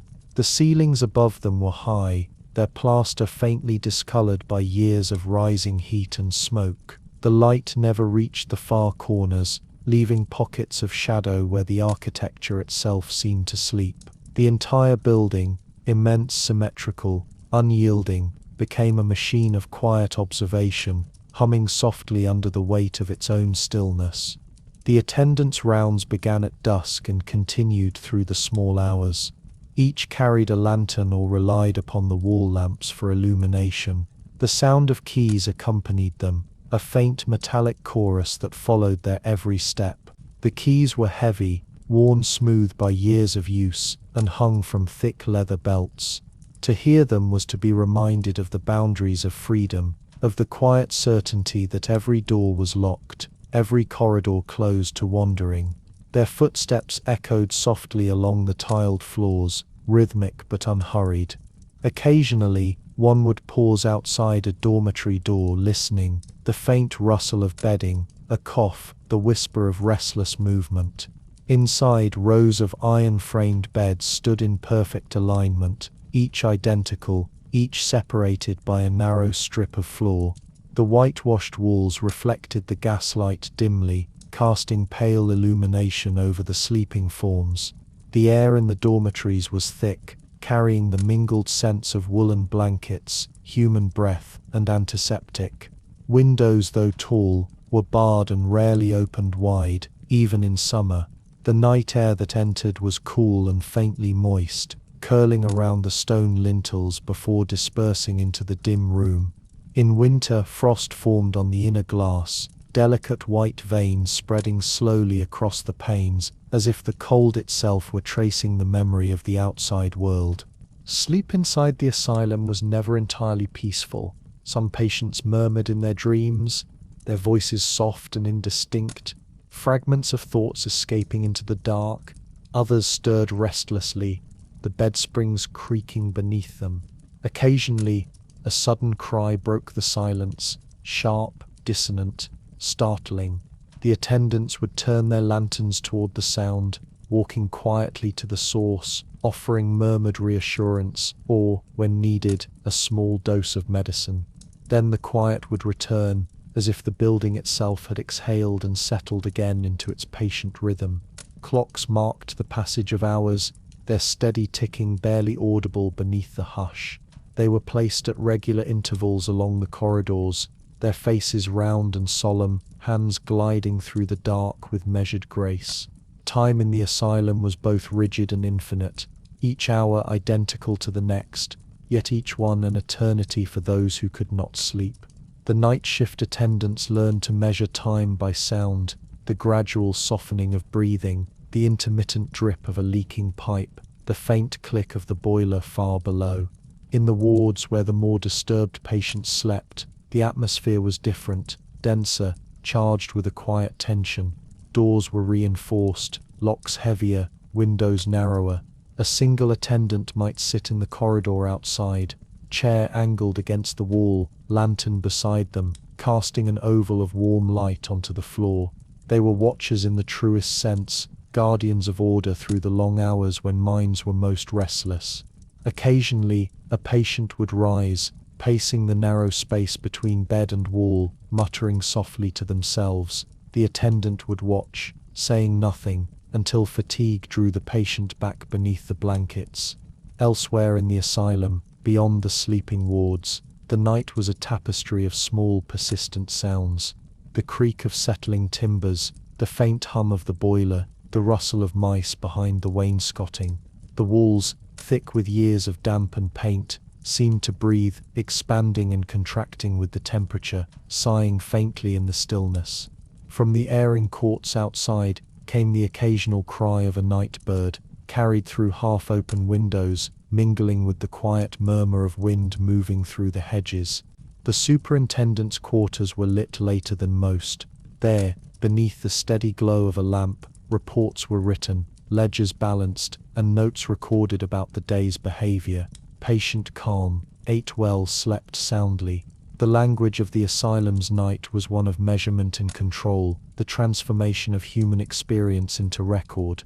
The night watch, too, was documented with care, who made the rounds at what hour, which wards were visited. Each signature and timestamp reaffirmed that the machinery of order continued to function, even as the world outside slept unaware. In the infirmary wing, where the sick and dying were kept, the quiet was heavier still. The smell of antiseptic hung thick in the air, mingled with the faint sweetness of laudanum. Nurses moved softly between the narrow beds, checking pulses, adjusting blankets, wiping brows. Death was not uncommon within these walls, but it came quietly, absorbed into the institution's unbroken rhythm. When it did occur, the night attendants would note the time, cover the body, and wait for morning, when the porter's cart would make its silent journey to the mortuary. Even death here was procedural, a continuation of the same order that governed life. For the patients who lay awake, the night stretched endlessly. Some watched the flickering light on the ceiling, tracing patterns in the shifting glow. Others whispered to unseen listeners, their words dissolving into the darkness. A few prayed, though softly, so as not to disturb the others. The silence was not complete.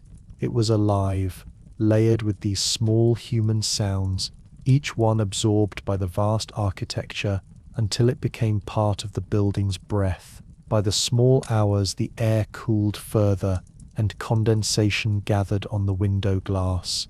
The lanterns dimmed as the gas pressure dropped, and the shadows lengthened once again.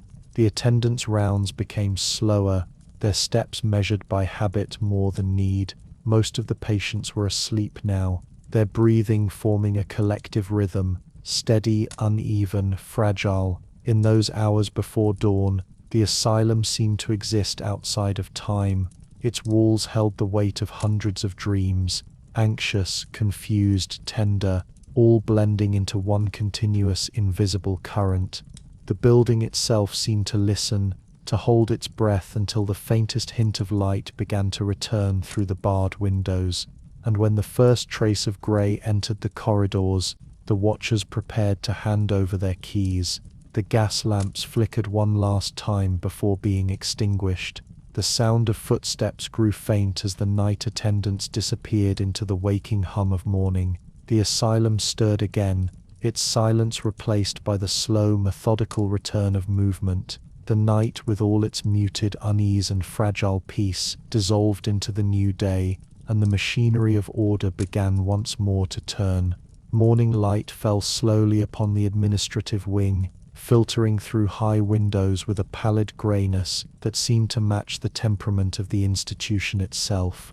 Dust drifted lazily in the beams, turning the air a soft haze above the long tables where clerks began their quiet work. There was no bustle, no sense of urgency, only the deliberate rhythmic sound of pens scratching against paper, the muted rustle of ledgers being opened, and the faint ticking of a clock that marked the slow passage of regulated time. Here, behind the patient wards and gardens, the asylum's truest memory was being written. Each life that crossed its threshold was reduced, distilled into careful lines of ink, numbers, and short clinical phrases. The asylum's bureaucracy was not cruel by design, but indifferent by nature. Its function was order, and order required everything, even the human mind, to be rendered measurable. The admission books were the first to receive new entries, bound in thick leather. Their pages carried years of names, occupations, and brief notations of cause. A farmer melancholic, a seamstress hysterical, a clerk deranged by overwork. Sometimes the descriptions were longer, written in a precise slanted hand that betrayed neither pity nor judgment. Has been increasingly incoherent, suffers delusions regarding persecution, family unable to manage, brought by parish officer. Each entry was accompanied by a number, a small bureaucratic tether to the institution's labyrinth of paper. The clerks, often younger men and women of modest education, worked beneath the supervision of a steward or matron. They knew little of the patients themselves. Theirs was the quiet duty of transcription, copying, indexing, and maintaining the asylum's endless documentary heartbeat. To them, madness arrived only as words upon a page. They saw not the trembling hands or the distant eyes, but the measured columns of data: age, occupation, cause, duration, discharge. The individuality of each life was filtered through the calm lens of record-keeping, flattened into a sequence of neat, legible symbols. In another ledger, the medical casebook, the superintendents and physicians left longer notes. These were less uniform, filled with observations of behavior and progress. Patient remains excitable, speech disordered, sleeps poorly. The handwriting here varied from the elegant to the hurried, from fine loops to sharp, impatient strokes.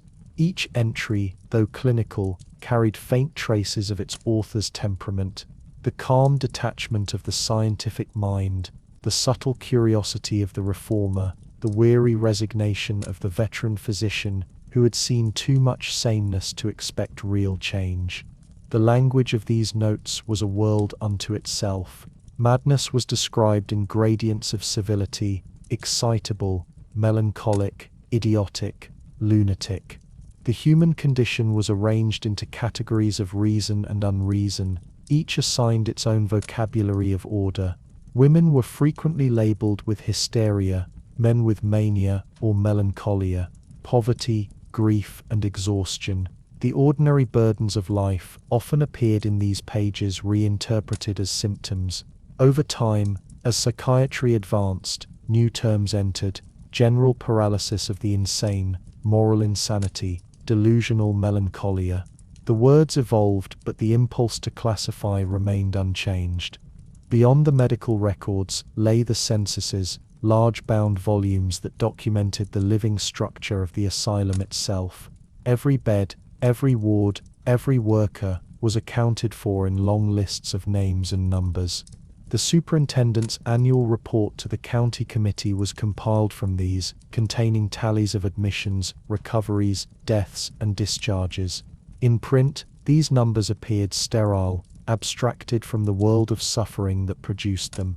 Admitted 342, discharged 297, died 45.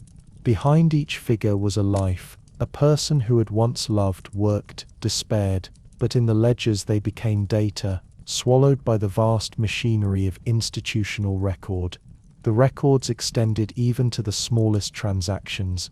There were books for supplies, for clothing issued to patients, for bread and tea consumed. Each item was entered with careful precision. Even the soap used in the laundries, or the buttons sewn on uniforms, found their place in the asylum's paperwork.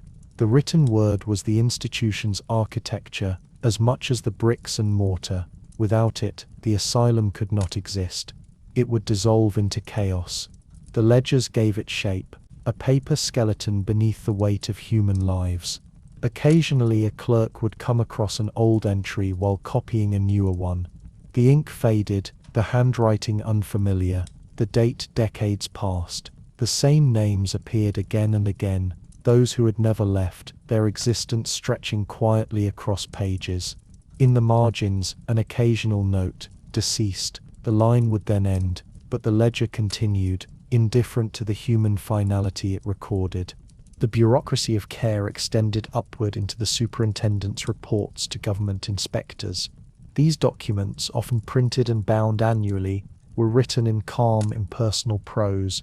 They spoke of improvements to the grounds, the maintenance of good order, the reduction of mechanical restraint, and the moral progress of the patients. The statistics were reassuring, the tone confident, yet between the lines one could sense the unspoken truth that the asylum was both refuge and prison, cure and containment. Few of those who lived within its walls would ever see their own records. The patients' voices remained largely unrecorded, except when transcribed by others, a note on a delusion, a complaint marked as symptom. What was not written down was lost. Memory in the asylum belonged to paper, not to people. The wards might echo with voices, but only ink preserved what the institution deemed significant. In this way, history itself became selective, remembering only what was written, forgetting what was felt. When death occurred, another ledger absorbed the name. The mortuary register recorded date, cause, and sometimes burial place. Exhaustion, epilepsy, phthisis. The bodies were often buried in the asylum's own cemetery, marked by simple stones or none at all. In the ledgers, however, they remained perfect, names aligned neatly in columns, preserved against the slow decay of memory. The book, unlike the grave, could not erode. In later decades, when medical superintendents and historians looked back upon the asylum age, these records became their only guide. Through them, the past was reconstructed, not as it was lived, but as it was measured. The numbers, the phrases, the signatures all spoke with an even, steady voice. It was a voice of administration, detached from passion, yet haunted by its omissions. For every patient described as recovered, there were others whose fates ended in silence. Archivists in the present day sifting through these documents sometimes pause at the faint brown stains on the paper, fingerprints perhaps, or remnants of spilled ink from an exhausted clerk long forgotten. The pages smell faintly of dust and mildew, the faint sweetness of decaying paper. Each volume, though mute, breathes with the traces of countless hands that once turned its pages. The asylum's bureaucratic heart never slept. Even as wards quieted and gardens emptied, someone, somewhere within its offices, was writing, noting, counting, describing. The transformation of human suffering into data was unending, as endless as the institution's own echoing corridors, and in that endless writing lay a peculiar kind of immortality, a preservation not of life, but of its outline. The ledgers did not weep or remember with emotion. They simply endured, their ink darkening with time, their pages turning brittle, while the names they carried sank slowly into anonymity. So much of history depends upon what survives on paper. The asylum's records remain, silent and complete, while the voices that filled its halls have long since faded into air. In the quiet center of the asylum, away from the clatter of wards and the murmured repetitions of daily life, lay the superintendent's office, a sanctum of quiet order, polished wood, and soft lamplight. The air here was thicker than elsewhere, carrying the mingled scents of old paper, tobacco smoke, and ink that had soaked too deeply into the grain of the desk to ever be removed. It was in rooms like this, across Britain's Victorian asylums, that the physicians of the mind, the alienists, as they were then called, sat and thought, not about single individuals, but about the moral architecture of madness itself. The alienists believed themselves to be men of science, rational observers, standing at the intersection between the old world of superstition and the new order of reason. Their portraits, which still hang in faded hospital corridors, depict calm, measured faces, framed by high collars and dark coats, eyes fixed somewhere beyond the painter's gaze. They were the custodians of sanity, interpreters of disorder. To them, madness was not an affliction of the soul, but a deviation of the mind, a mechanism gone awry. Yet in their hands, science was still as much philosophy as it was medicine, a practice built on observation, order, and faith in progress. The superintendent's desk reflected the same principles, papers arranged with geometric precision, ledgers stacked in symmetrical piles, the day's correspondence placed neatly to one side. A small clock ticked on the mantel, keeping time with the steady rhythm of the doctor's thoughts. Outside, the sounds of the asylum, the distant ring of a bell, the faint rattle of a meal cart, reached the room only as softened murmurs, reminders that his kingdom extended well beyond the walls of his office. The asylum was both institution and experiment, and he was its central mind, orchestrating its balance of order and care.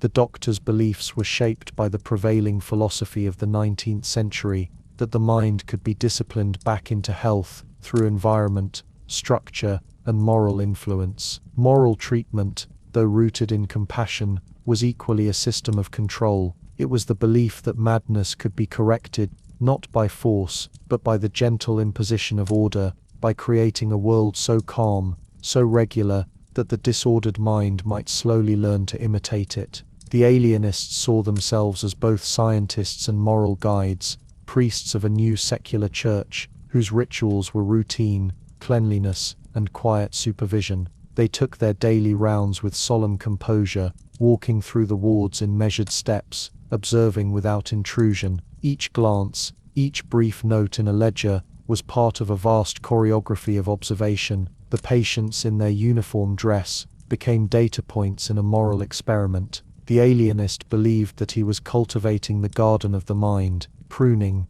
tending, guiding growth toward normality. But beneath the surface of that calm conviction, there were doubts that could not always be put into words. For many of these doctors, compassion and control were inseparable. They believed in kindness, but also in obedience, in care but also in order. The asylum was to them both hospital and fortress, a place of healing, but also a safeguard against the chaos of the world beyond. Society expected them to manage not only the sick, but the deviant, the poor, and the unwanted. The alienist's authority was therefore both medical and moral. He was tasked not simply with curing madness, but with maintaining social order, with transforming disorderly minds into obedient citizens.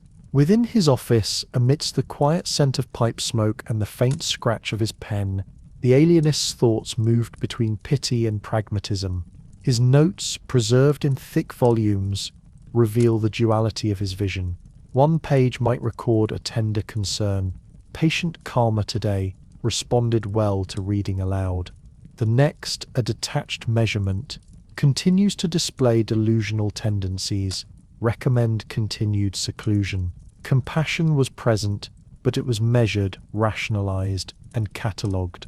The language of science allowed the doctor to care without being consumed by empathy.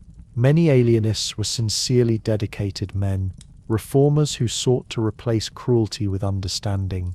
They believed restraint to be barbaric, the whip and chain relics of a darker age. In their stead, they offered talk, routine, and discipline. Yet even as they abolished physical punishment, they perfected subtler forms of control. Isolation, observation, and classification became their tools. More humane, perhaps, but no less powerful. The asylum itself was an instrument of correction, and the alienist its conductor. In the stillness of the superintendent's study, the clock continued its measured ticking. On the wall, the framed plans of the asylum hung like a blueprint of the human mind, symmetrical, divided, rational. Each ward represented a mental state, each courtyard a zone of regulated freedom. The architecture mirrored the alienist's thinking that the cure for disorder was design. The human mind, they believed, could be repaired through structure, just as the building itself maintained its integrity through balance and proportion. Medical journals of the time were filled with discussions of classification. Madness was not one thing but many: melancholia, mania, dementia, monomania. The alienists debated the boundaries between them, searching for a system as neat as botany or chemistry. Yet behind the terminology lay mystery, the recognition that the mind refused to be fully measured. Even as they spoke of cures and recoveries, they knew that most patients remained for years, sometimes for life. The asylum's population grew faster than its discharges. The doctor's belief in progress endured, but quietly, doubts began to settle like dust upon the polished surface of their confidence. Some alienists experimented with new forms of therapy: hydrotherapy, occupational work, reading sessions, even the introduction of music. Each was tested, recorded, and debated. Yet always, beneath the science, lingered a moral assumption that reason could be restored through discipline, and that madness was, at its heart, a deviation from virtue. The asylum, therefore, was not only a place of healing, but a moral workshop, where the disordered could be reshaped into the reasonable. When the day ended, and the gaslight flickered low, the superintendent often remained at his desk long after the others had gone. His pen moved steadily across the page, recording observations, drafting reports for the county inspectors. Outside, the night gathered once more around the walls, muffling the distant sounds of the wards. The doctor would pause, remove his spectacles, and stare into the lamplight for a long while. He would think not of theories, but of faces: the man who stared endlessly at the wall, the woman who whispered to no one, the childlike old man who wept when spoken to gently.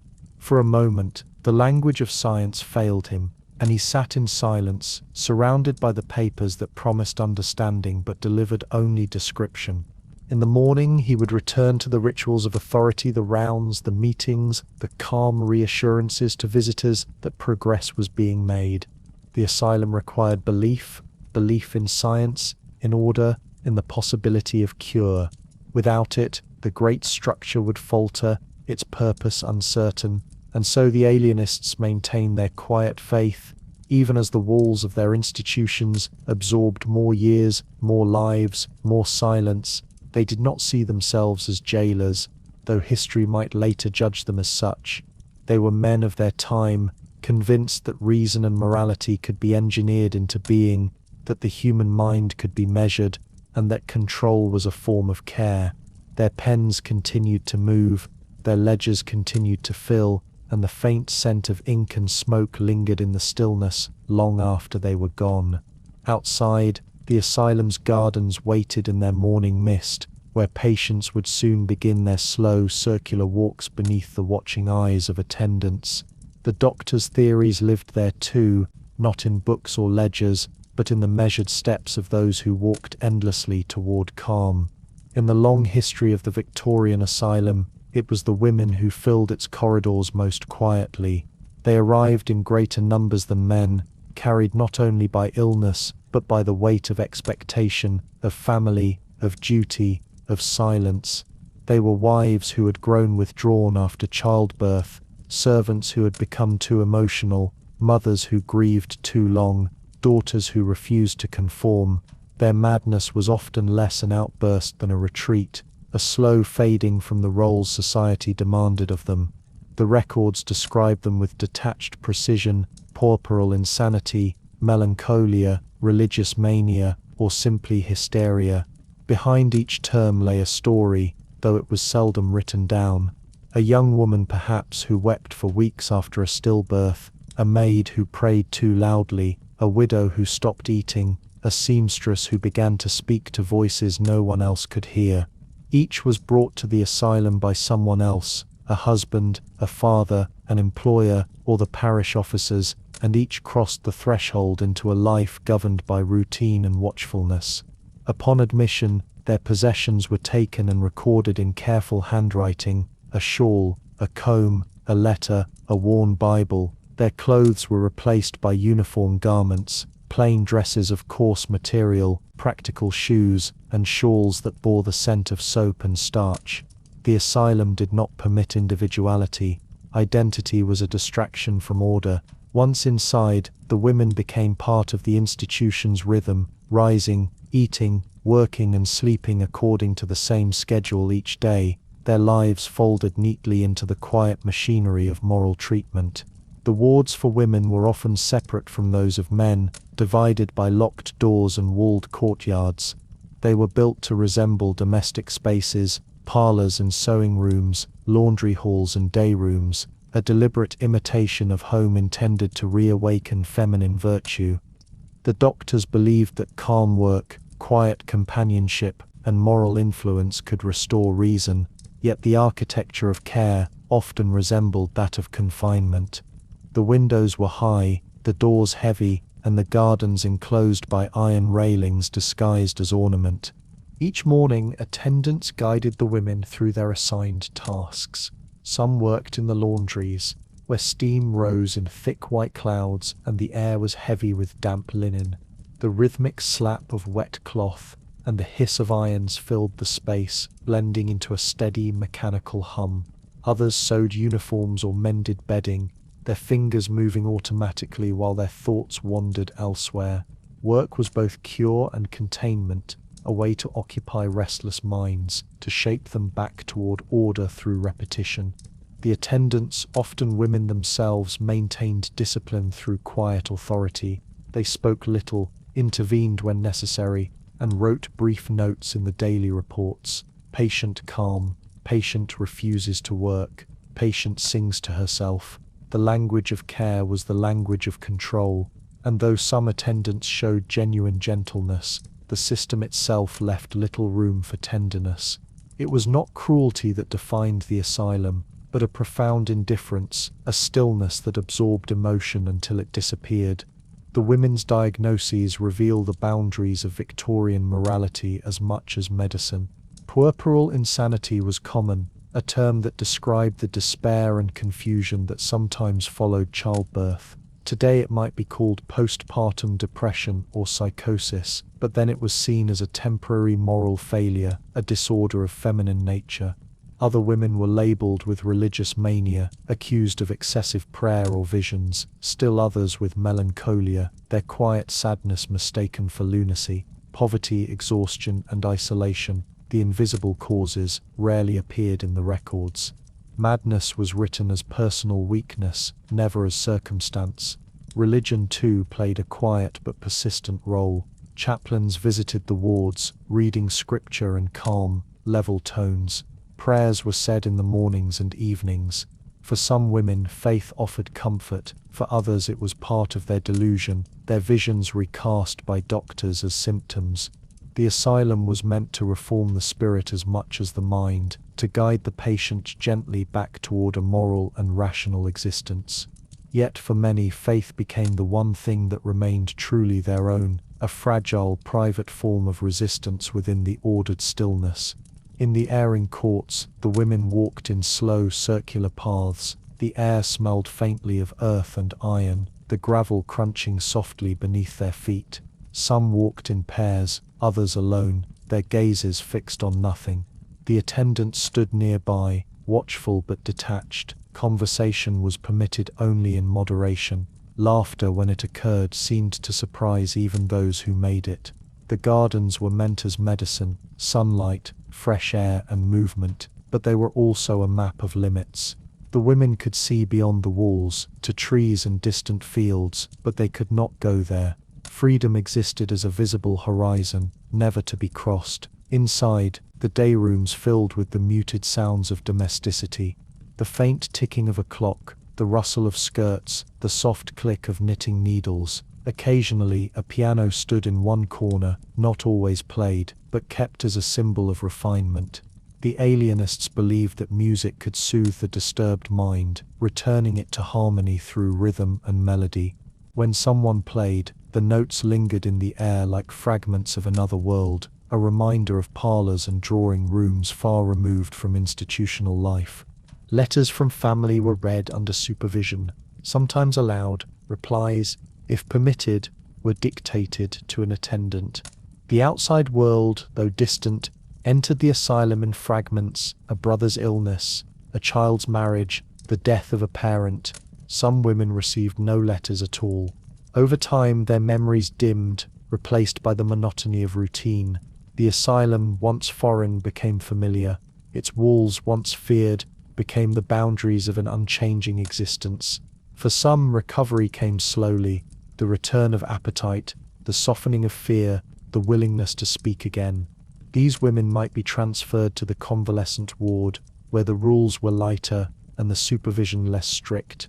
They were given simple tasks: folding linen, serving tea, and observed for stability. If they continued to behave rationally, they might eventually be discharged. Yet discharge was not always liberation. Many returned to the same conditions that had first undone them: poverty, loss, or domestic strain. Some were readmitted months later, their names appearing again in the admission book with a new case number beside the old. Others never left.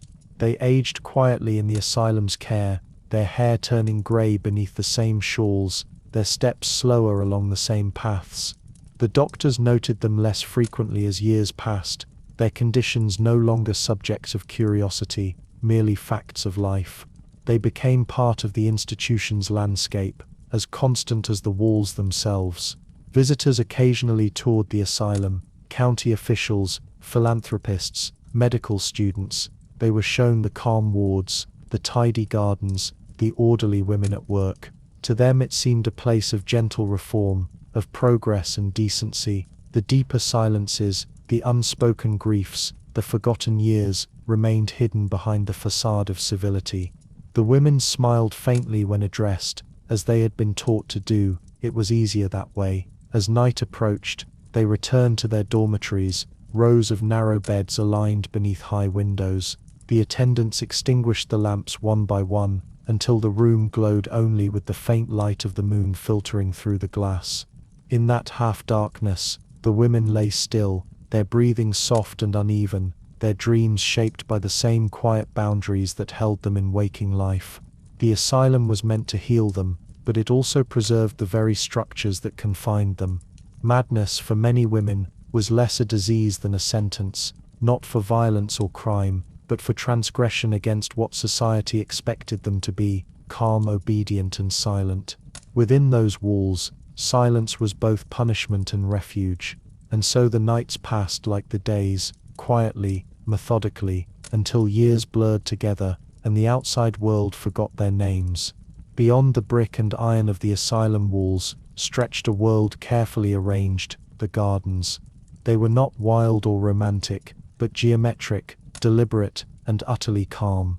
Paths wound in precise circles, flower beds formed symmetrical borders, and the lawns were trimmed with exacting care. Every bush, every tree, every bench had its purpose. To the doctors, these were not simply gardens, they were instruments of recovery, designed with the same intention as a prescription or a prayer. The philosophy behind them was simple yet profound for its age: nature heals. The alienists of the Victorian era believed that a patient surrounded by orderly beauty would absorb its harmony into their own disordered mind. The manic would find peace in stillness. The melancholic might draw comfort from the color of flowers and the whisper of leaves. It was the moral treatment brought outdoors, therapy by symmetry, discipline disguised as tranquility. Each morning, as the first light softened the horizon, attendants would lead groups of patients into these carefully cultivated grounds. They moved through arched doorways and iron gates into a world that, though freer in air, was still enclosed by high walls. The gravel crunched beneath their feet, a rhythm as steady as breath. Around them, the dew clung to the grass, and the air carried the faint scent of earth and lavender. For many patients, this daily walk was the highlight of the day, a brief escape from the ward's dim corridors. Yet even here, freedom was measured. The paths led always back to the same place. The walks were circular, controlled, endlessly repeating. The illusion of liberty was as important as the fact of confinement. To the observer, it seemed peaceful, figures in plain garments moving gracefully among trees, but the peace was designed, curated, and supervised.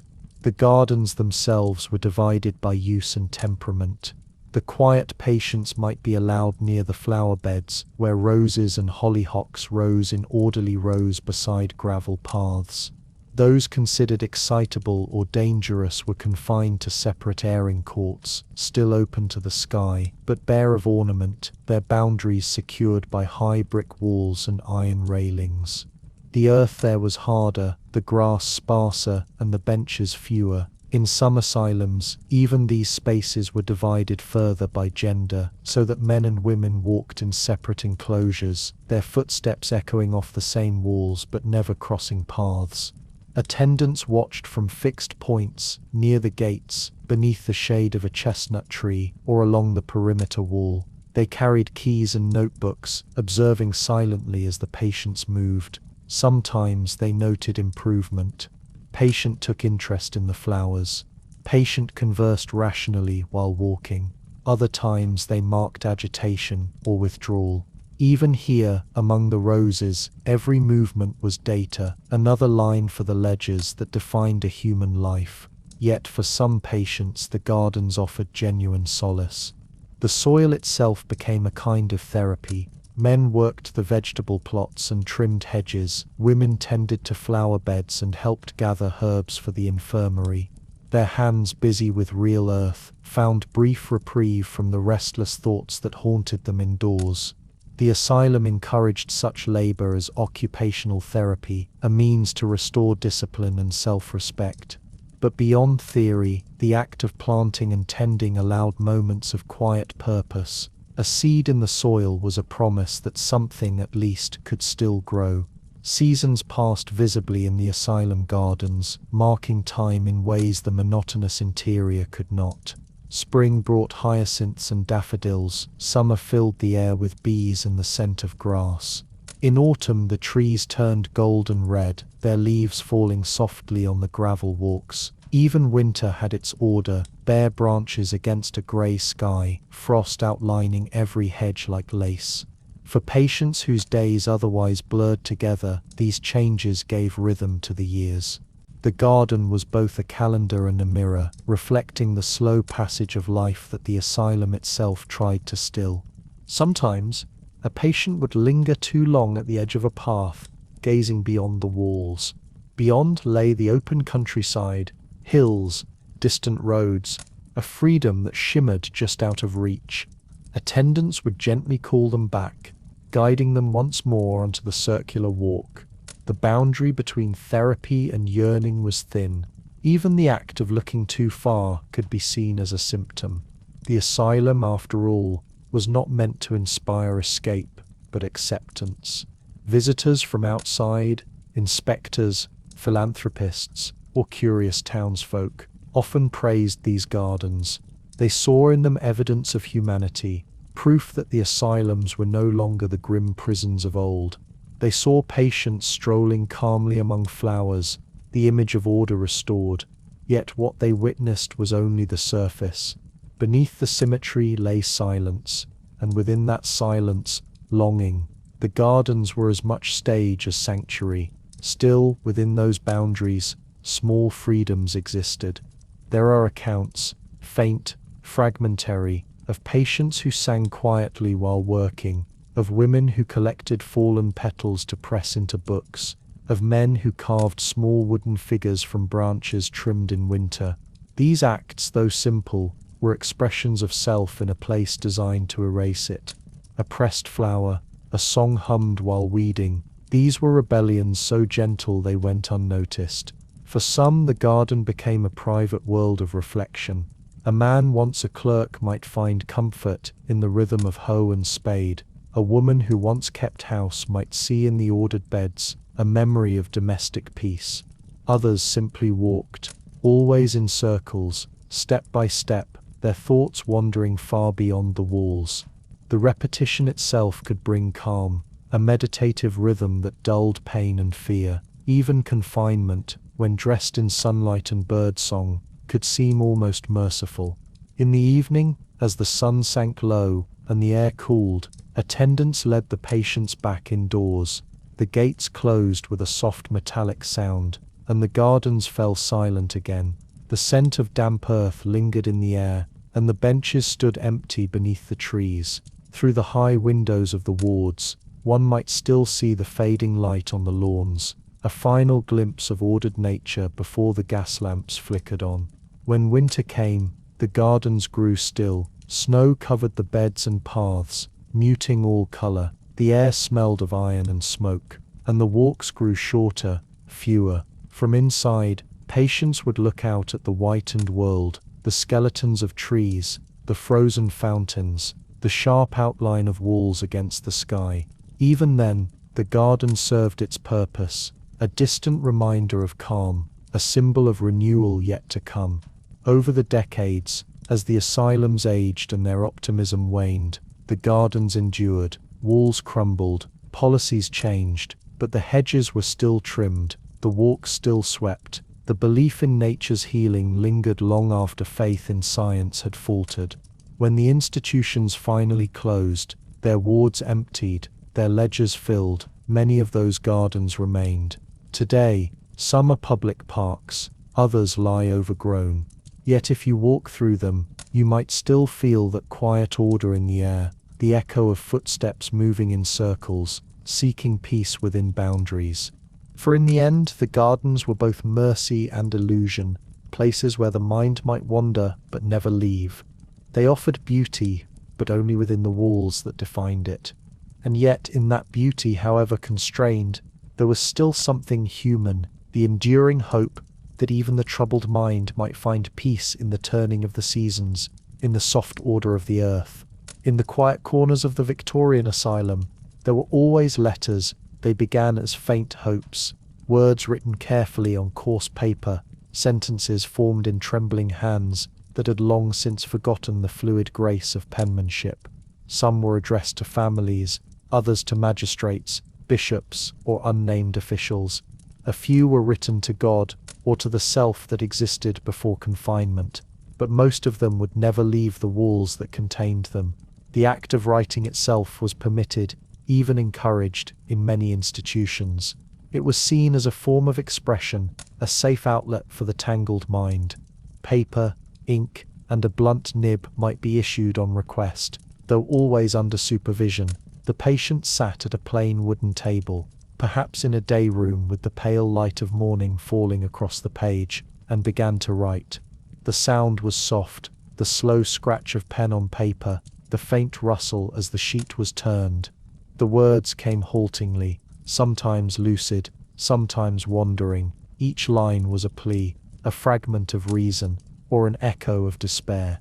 "Dear Sir," some began formally, as if the writer were appealing to an invisible authority. Others opened simply with a name, a husband, a mother, a lost child.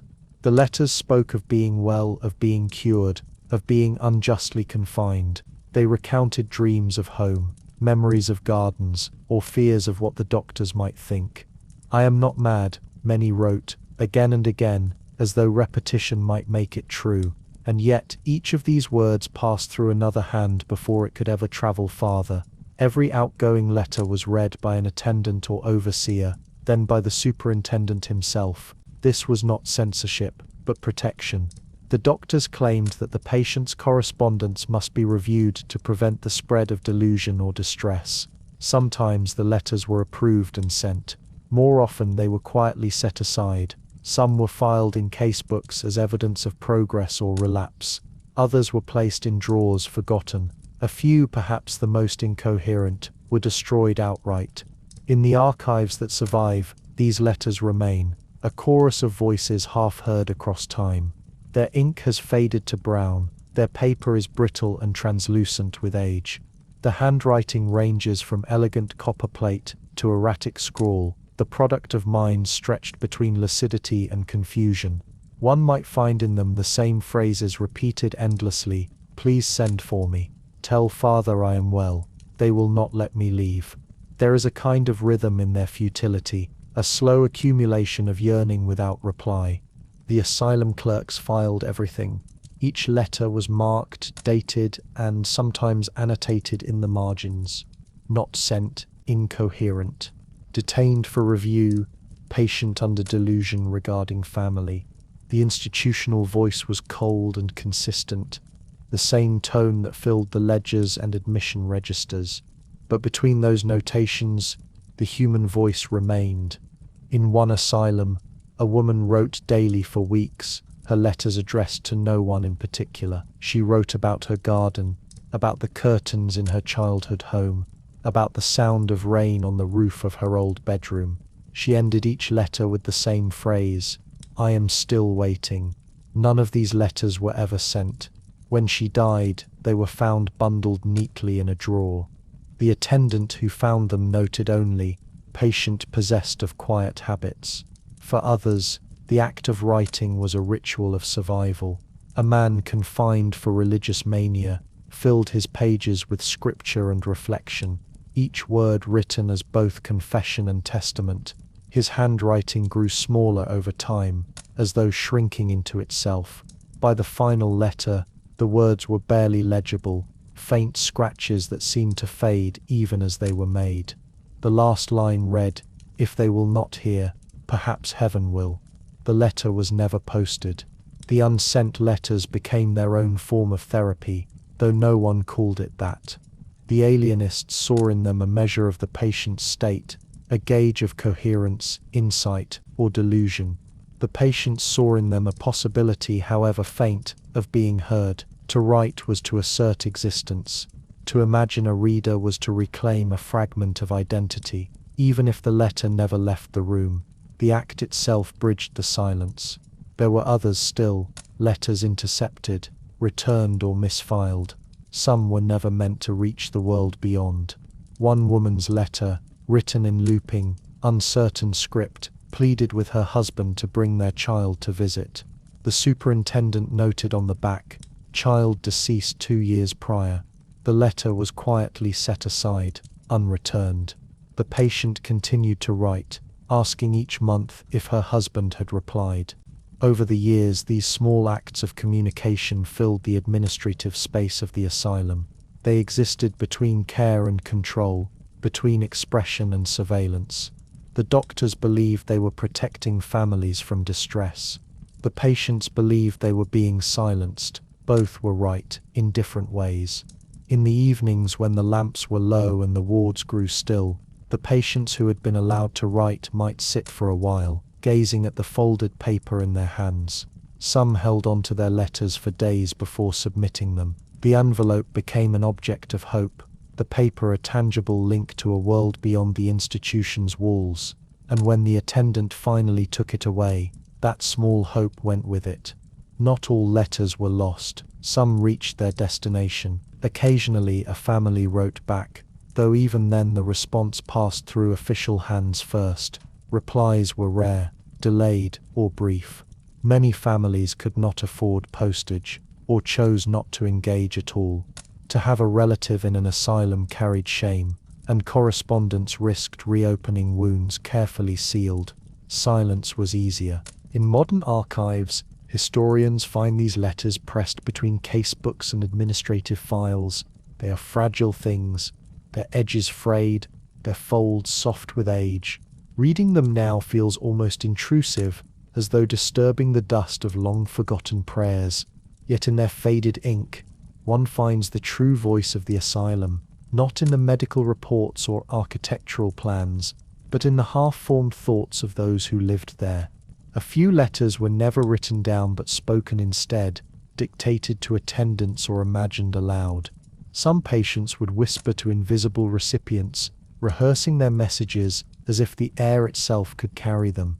Others traced words on their own palms or on the walls beside their beds. Communication became a ritual of persistence, even when it had no audience. The silence that followed was vast. Years passed, staff changed, patients grew old.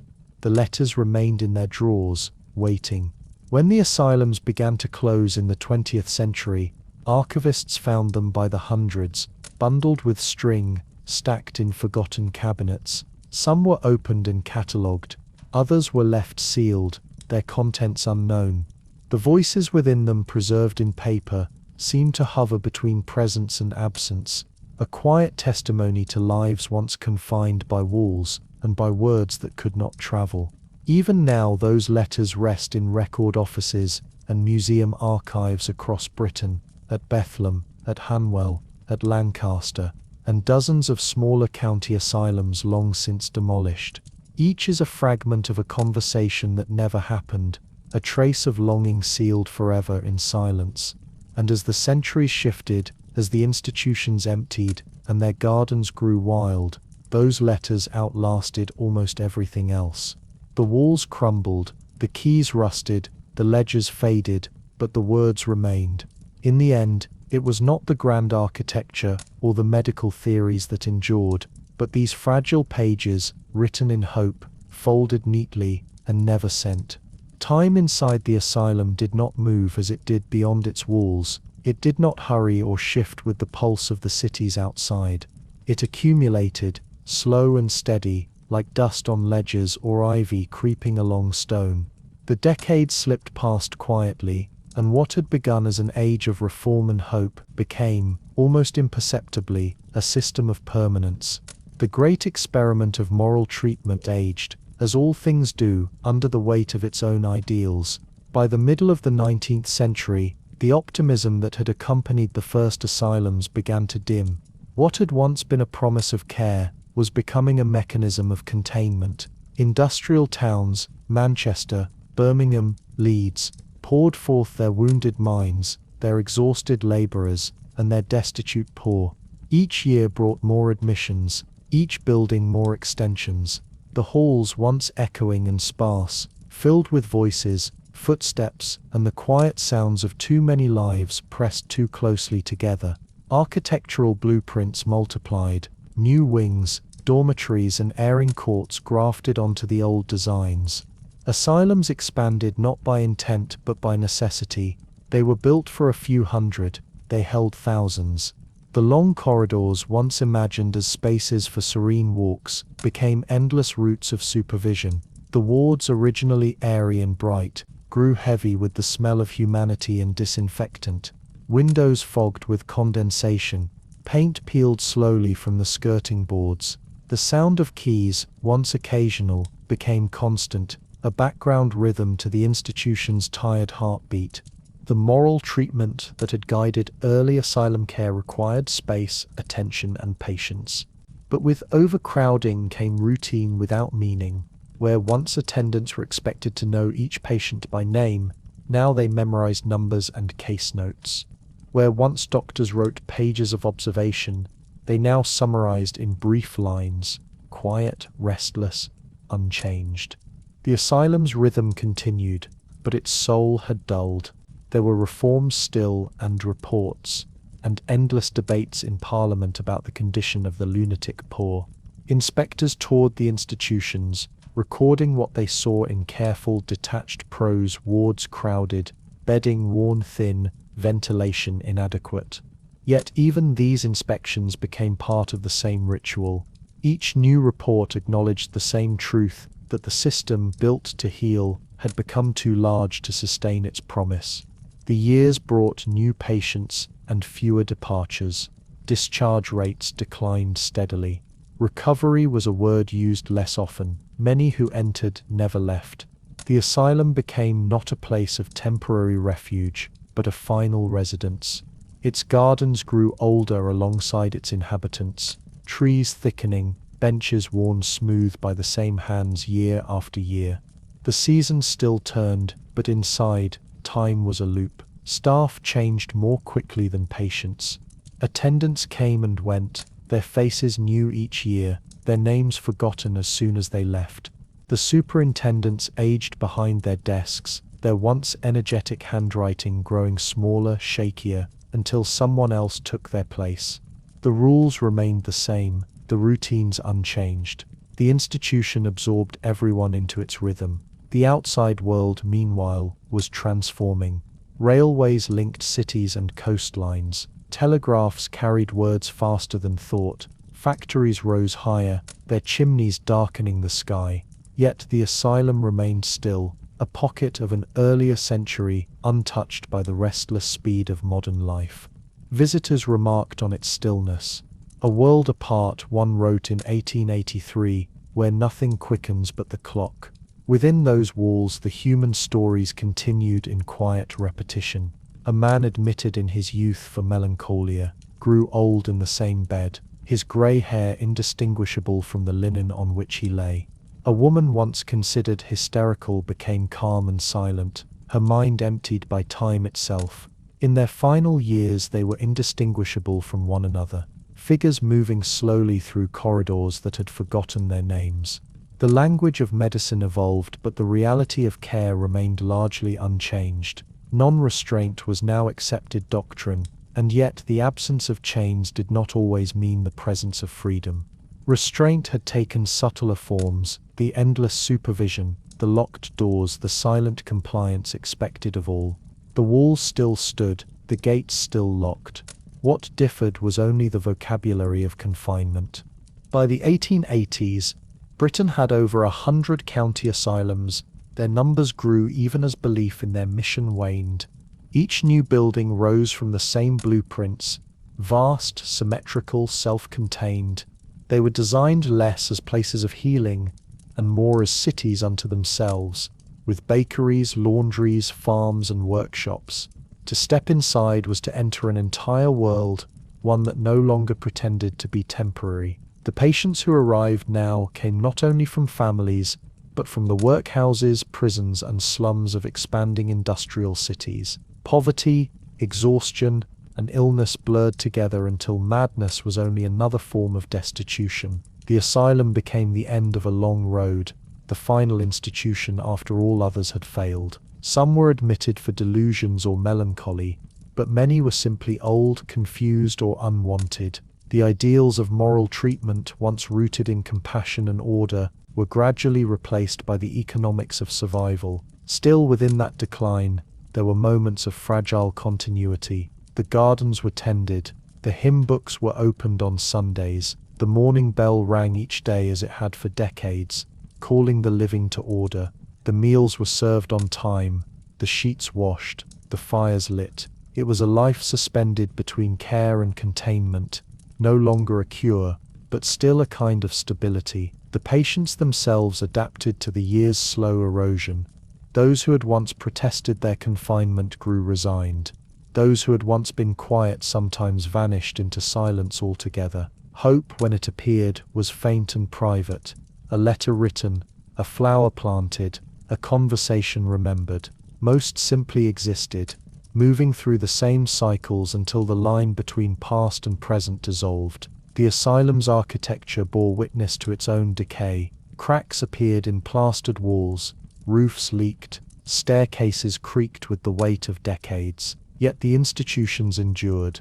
The state, overwhelmed by need, continued to fund them. Doctors published papers defending their necessity, even as they privately acknowledged their despair. The public, distant and uneasy, preferred not to look too closely. Madness was contained, and that was enough. At night, when the wards were dimly lit and the wind pressed softly against the windows, the sound of the asylum had changed. It was no longer the murmur of optimism, but the slow breath of endurance. The distant cries still came sometimes, but they were fewer now, not because suffering had ended, but because expression had faded. The asylum had taught its inhabitants to be quiet.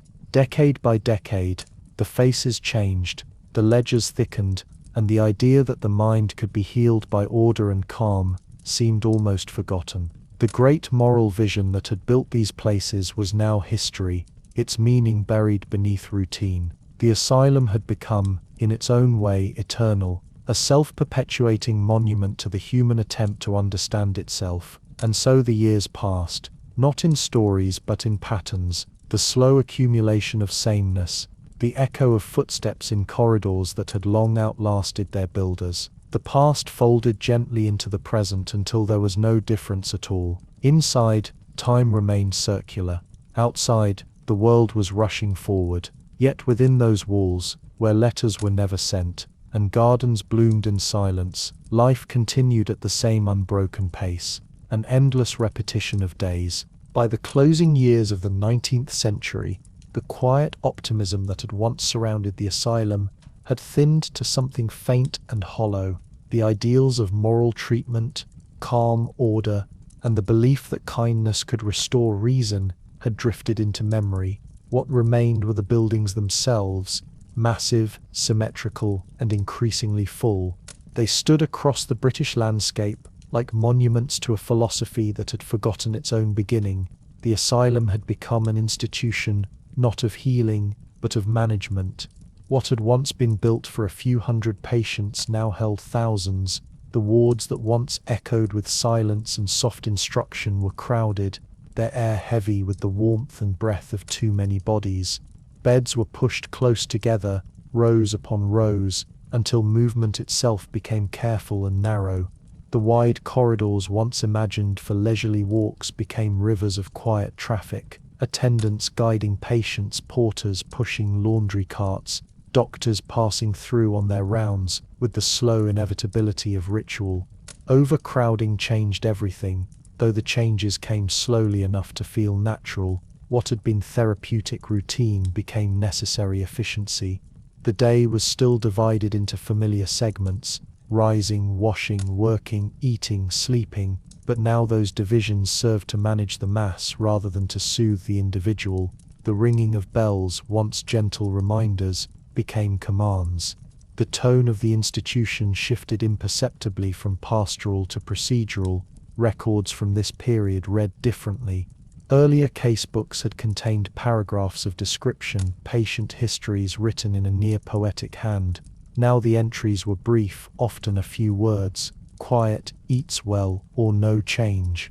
The handwriting, once careful and spacious, grew cramped, the ink thin, as if time itself had learned to conserve energy. The individuality of each patient, once so central to the philosophy of treatment, faded into statistics. Even the architecture strained under the weight of growth. New wings were added hastily, often without symmetry or grace.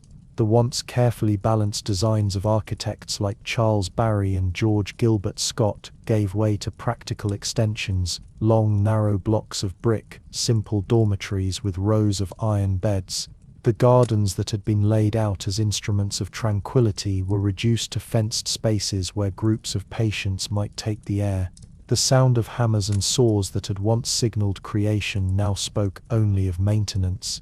The asylum, like an aging organism, expanded only to sustain its own survival. The staff too bore the weight of numbers. Attendants who had once been chosen for patience and education were now recruited quickly, trained briefly, and expected to manage dozens of patients with little support.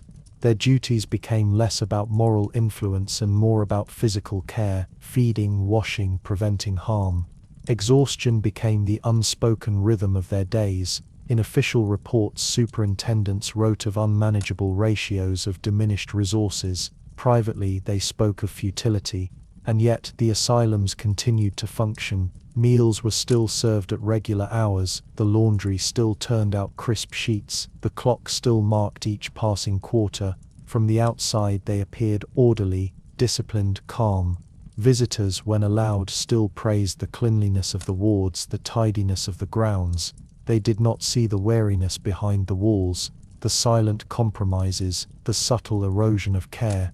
There was no single moment of decline, no dramatic collapse. It was a slow settling, like dust on furniture long untouched. The ideals of early reformers such as John Connolly and Samuel Tuke were still cited in speeches and reports, but their meaning had been drained by repetition. Moral treatment had become a phrase without substance, a relic of an earlier moral confidence. The patients, too, changed. Many were no longer the briefly troubled or the curable melancholic, but the chronically ill, the elderly, the epileptic, the disabled, and the destitute. The asylum had become a gathering place for all those whom society could not otherwise accommodate. In the industrial towns, the workhouses and hospitals overflowed, and the overflow found its way here, to the broad fields and high walls of the county asylum. Within these crowded walls, privacy vanished. The single rooms that once symbolized dignity became communal spaces, the quiet wards filled with restless motion. At night, the sound was a soft, constant murmur, coughs, whispers, the turning of bodies, the creak of bed springs. Sleep came in fragments. The air was warm and faintly metallic, tinged with the smell of disinfectant and damp stone. The doctors still walked their rounds each morning, clipboards in hand, but their roles had shifted. They were no longer healers, but administrators, their time divided between treatment and paperwork, between medical care and budgetary control. Their language grew clinical, their tone detached. In reports, one can read phrases like institutional inertia and the chronic class. They spoke of minds that no longer sought cure but maintenance, a quieting of symptoms rather than their removal. Outside the asylum walls, the century was changing quickly. Electricity lit the cities, telephones carried voices across distance, the motor car appeared on new roads. The pace of life accelerated, and yet the asylum remained still, an artifact of slower thought. To walk through its gates was to step back into another time, a time of measured voices and deliberate movement. But now the calm felt less like peace and more like weariness. The state took notice. Committees were formed, inquiries launched, inspectors sent out once again to record their findings. Their reports read with the same precision as ever: overcrowded, understaffed, adequate hygiene maintained. There was no outrage, only observation. The asylum was too large, too necessary to condemn. It existed as a fact, neither ideal nor scandal, simply a part of the machinery of society. Yet even amid decline, there were still small moments of humanity. A nurse might linger a moment longer at a bedside. A patient might be allowed an extra walk in the garden. On Sunday mornings, hymns still rose faintly from the chapel, the voices of the faithful mingling with those of the forgotten. These gestures, quiet and unrecorded, held what remained of the institution's original spirit. The buildings themselves endured with a kind of solemn dignity. Their towers and turrets stood against the grey English sky, their windows reflecting the slow passing of the clouds. Inside, the air was thick with the scent of polish and steam.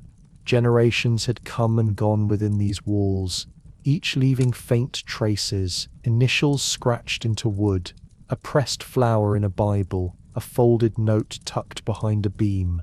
The asylum was no longer a symbol of progress. It was simply part of the landscape, as fixed and unmoving as the hills around it.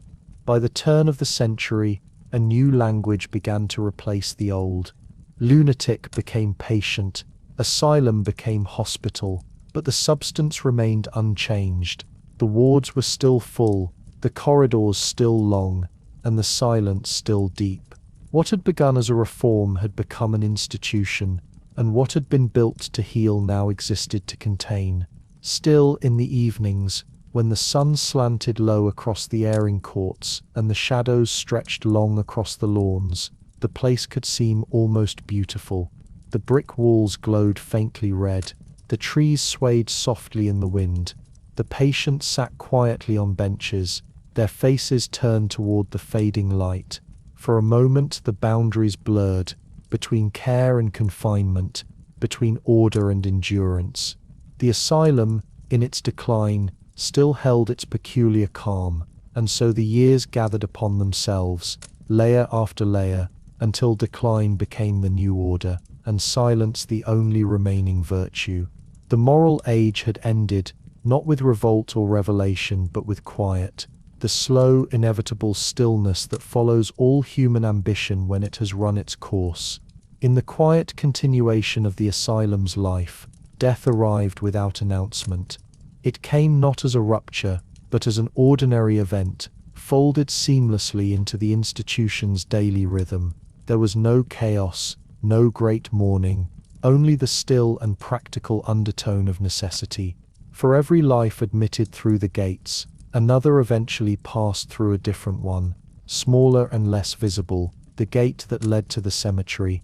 The asylum cemetery was rarely far from the main building. Often it lay just beyond the high wall or across a meadow that had once been part of the grounds. The soil there was practical, well-drained, gently sloping and easily turned. Some were marked with the neat geometry of headstones, small and identical, their inscriptions minimal, name, date, and sometimes the number assigned in the hospital ledger. Others were marked only by wooden crosses that weathered quickly, their paint peeling in the wind and rain. Many were unmarked altogether, their occupants known only to the pages of the register. The registers themselves were precise. In neat copperplate handwriting, the names were written one after another, each line separated by a fine ruled line. Columns recorded cause of death, the CIS's senility, general paralysis of the insane. The language was clinical, unchanging, and oddly serene. Age was noted, sometimes the occupation before admission, sometimes the length of stay. It was a form of memory bound in ink, and yet, in its sameness, it erased as much as it preserved. On paper, the passing of a patient looked the same as the admission of one, another entry, another number. The transformation from living to gone was merely administrative. In life, these individuals had walked the corridors, eaten their meals, worked in the gardens. They had perhaps once written letters never sent. But in the ledger, all those textures vanished. What remained was a signature at the end of a process, tidy, silent, complete. The burial day was no different from any other. The staff carried out their tasks with unhurried precision. The attendants who had once washed the bodies now dressed them for burial, winding the sheets carefully, fastening the cords just so. A cart would be brought around, the body lifted with a kind of institutional grace. Sometimes the chaplain would accompany the procession, sometimes not. The path to the cemetery was well worn, a line of faint ruts leading through the grass, travelled by generations of quiet processions. In the early years, when optimism still lingered, the burials were recorded with greater ceremony. There were prayers, hymns, the superintendent's signature, and perhaps even a few flowers placed by the matron or nurse. But as the decades passed and the numbers grew, the ritual softened into repetition. A name was read, the earth was turned, and then silence returned. The living walked back to the wards, the dead remained behind. The cemeteries grew slowly, season by season. Grass covered the fresh mounds, weeds took root among the stones. In spring, buttercups and wild daisies appeared. In winter, the frost pressed everything flat. The wind moved through the place constantly, carrying with it the faint, lingering scent of the hospital kitchens or the sharp tang of disinfectant from the laundry rooms nearby. From certain windows the cemetery could be seen, a field of low stones, uniform and quiet.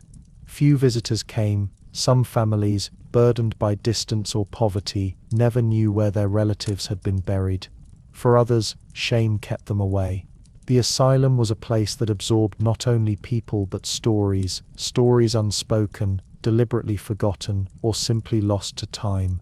In this way, the graves became symbols of a collective anonymity, the final extension of institutional life. Yet within that anonymity, there was a certain peace. The cemeteries were well tended, if plain. The staff ensured that grass was cut, fences mended, paths kept clear. The simplicity felt almost deliberate, a reflection of the asylum's guiding principle of order. Even in death, the patients rested in alignment, their graves laid out with the same symmetry that structured the wards and airing courts. It was, in its way, a final expression of the architecture of calm. The records show patterns. During harsh winters, more names appeared in the registers.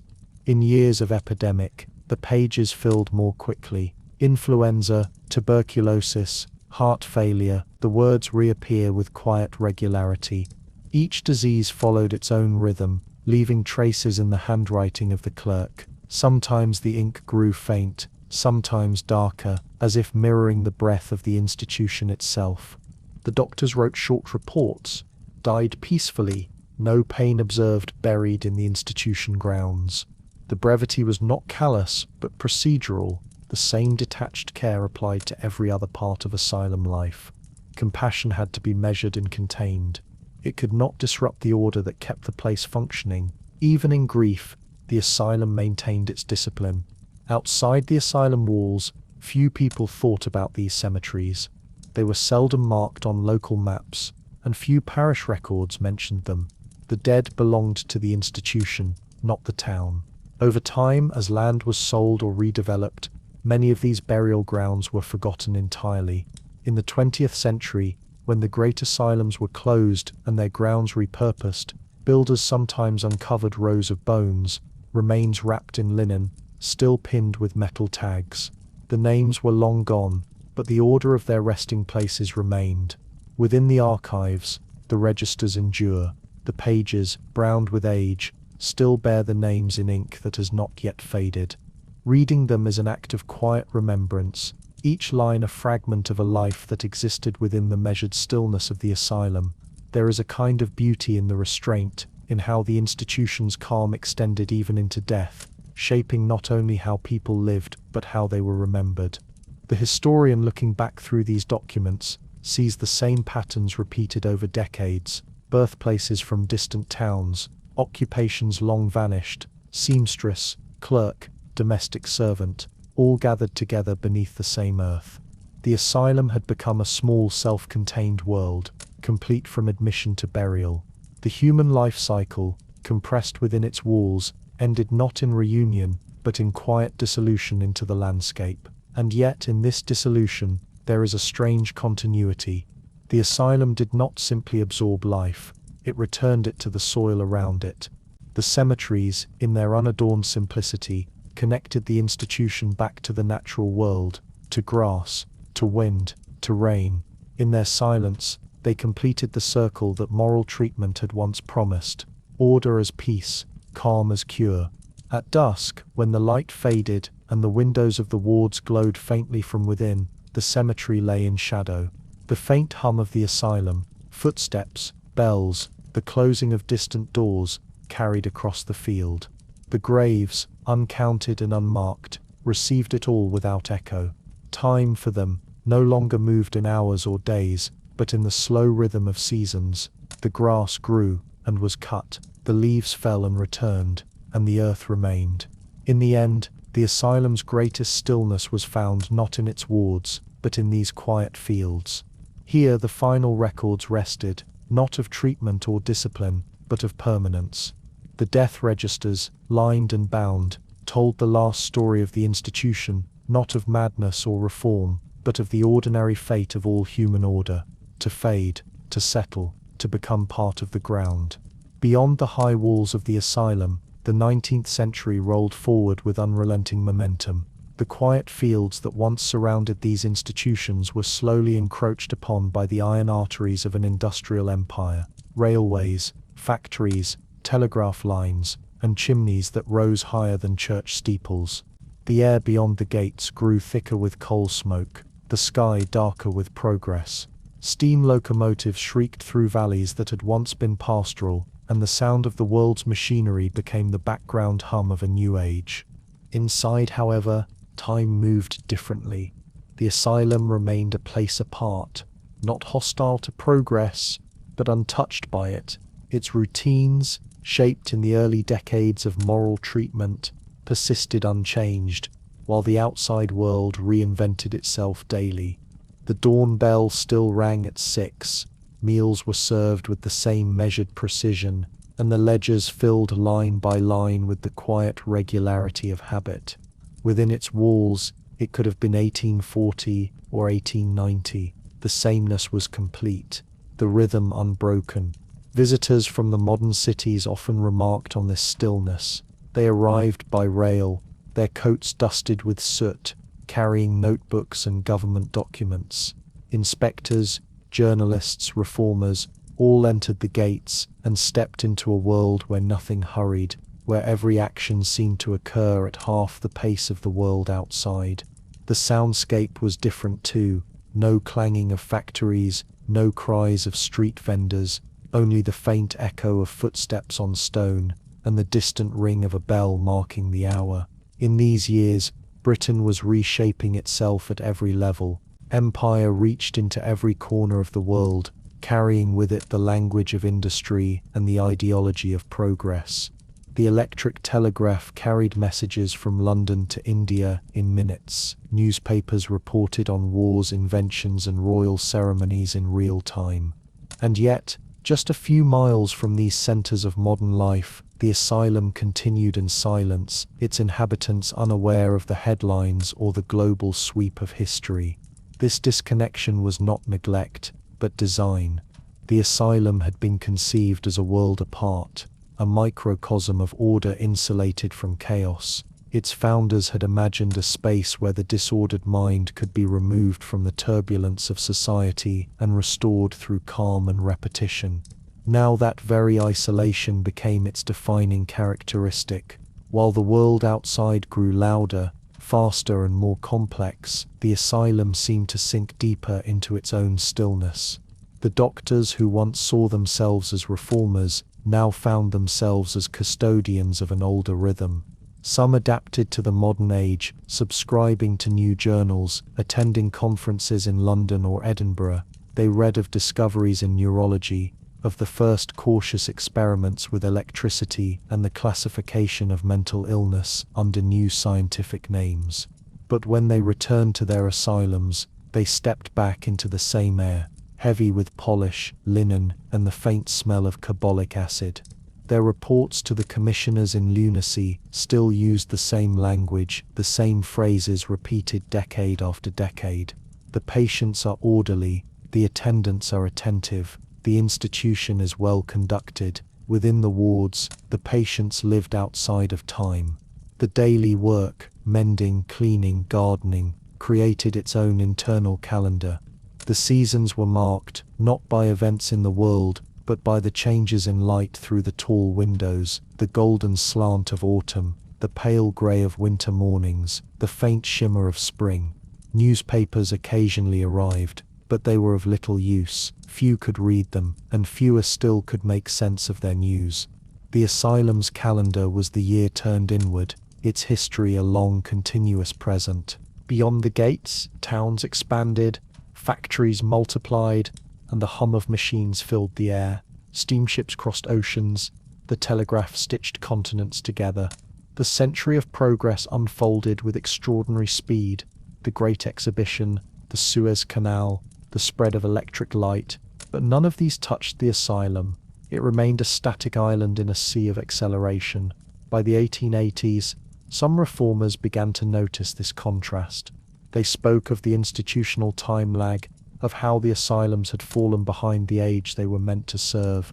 The moral architecture that had once embodied progress now looked like something out of an earlier, slower century. Its grand corridors and iron gates seemed almost medieval beside the glass and steel of the new city hospitals. But change came slowly here, if at all. The asylum was built for endurance, and endurance was what it did best. Occasionally, the outside world intruded, a royal visit, a new law, a public scandal reported in the newspapers. These moments passed through the institution like faint ripples, observed and then absorbed into the general calm. For most patients, life continued unchanged. The same walks, the same meals, the same voices repeating the same instructions. The walls held back both the noise and the urgency of the modern age. The irony was subtle but complete. The very isolation that had once been considered healing now became a form of forgetting. The asylum no longer restored individuals to society, it removed them from it indefinitely. What had begun as temporary refuge had become permanent exile. The world outside forgot its towns of silence, even as it relied on them to contain what it did not wish to see. In annual reports, the tone remained factual, detached. The superintendents noted population numbers, expenditures and improvements in drainage systems. They might mention a new boiler, the painting of wards, or the installation of improved lavatories. Nowhere did they record the deeper truth, that the institution had become an anachronism, functioning smoothly in a world that had moved past its founding ideals. Within the surrounding towns, the asylum was often little discussed. Locals saw its chimneys rising above the trees, heard the faint bell on quiet mornings, and thought little more of it. It was part of the landscape, as fixed and unchanging as the church or the railway viaduct. Sometimes, an attendant's uniform might be seen in the village shop, or a delivery cart bearing the asylum's crest might pass by.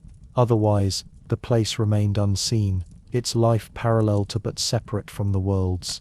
For the patients, the outside world existed mostly as rumor or imagination. Some still spoke of returning home, of work unfinished or families waiting, but those hopes faded with the years.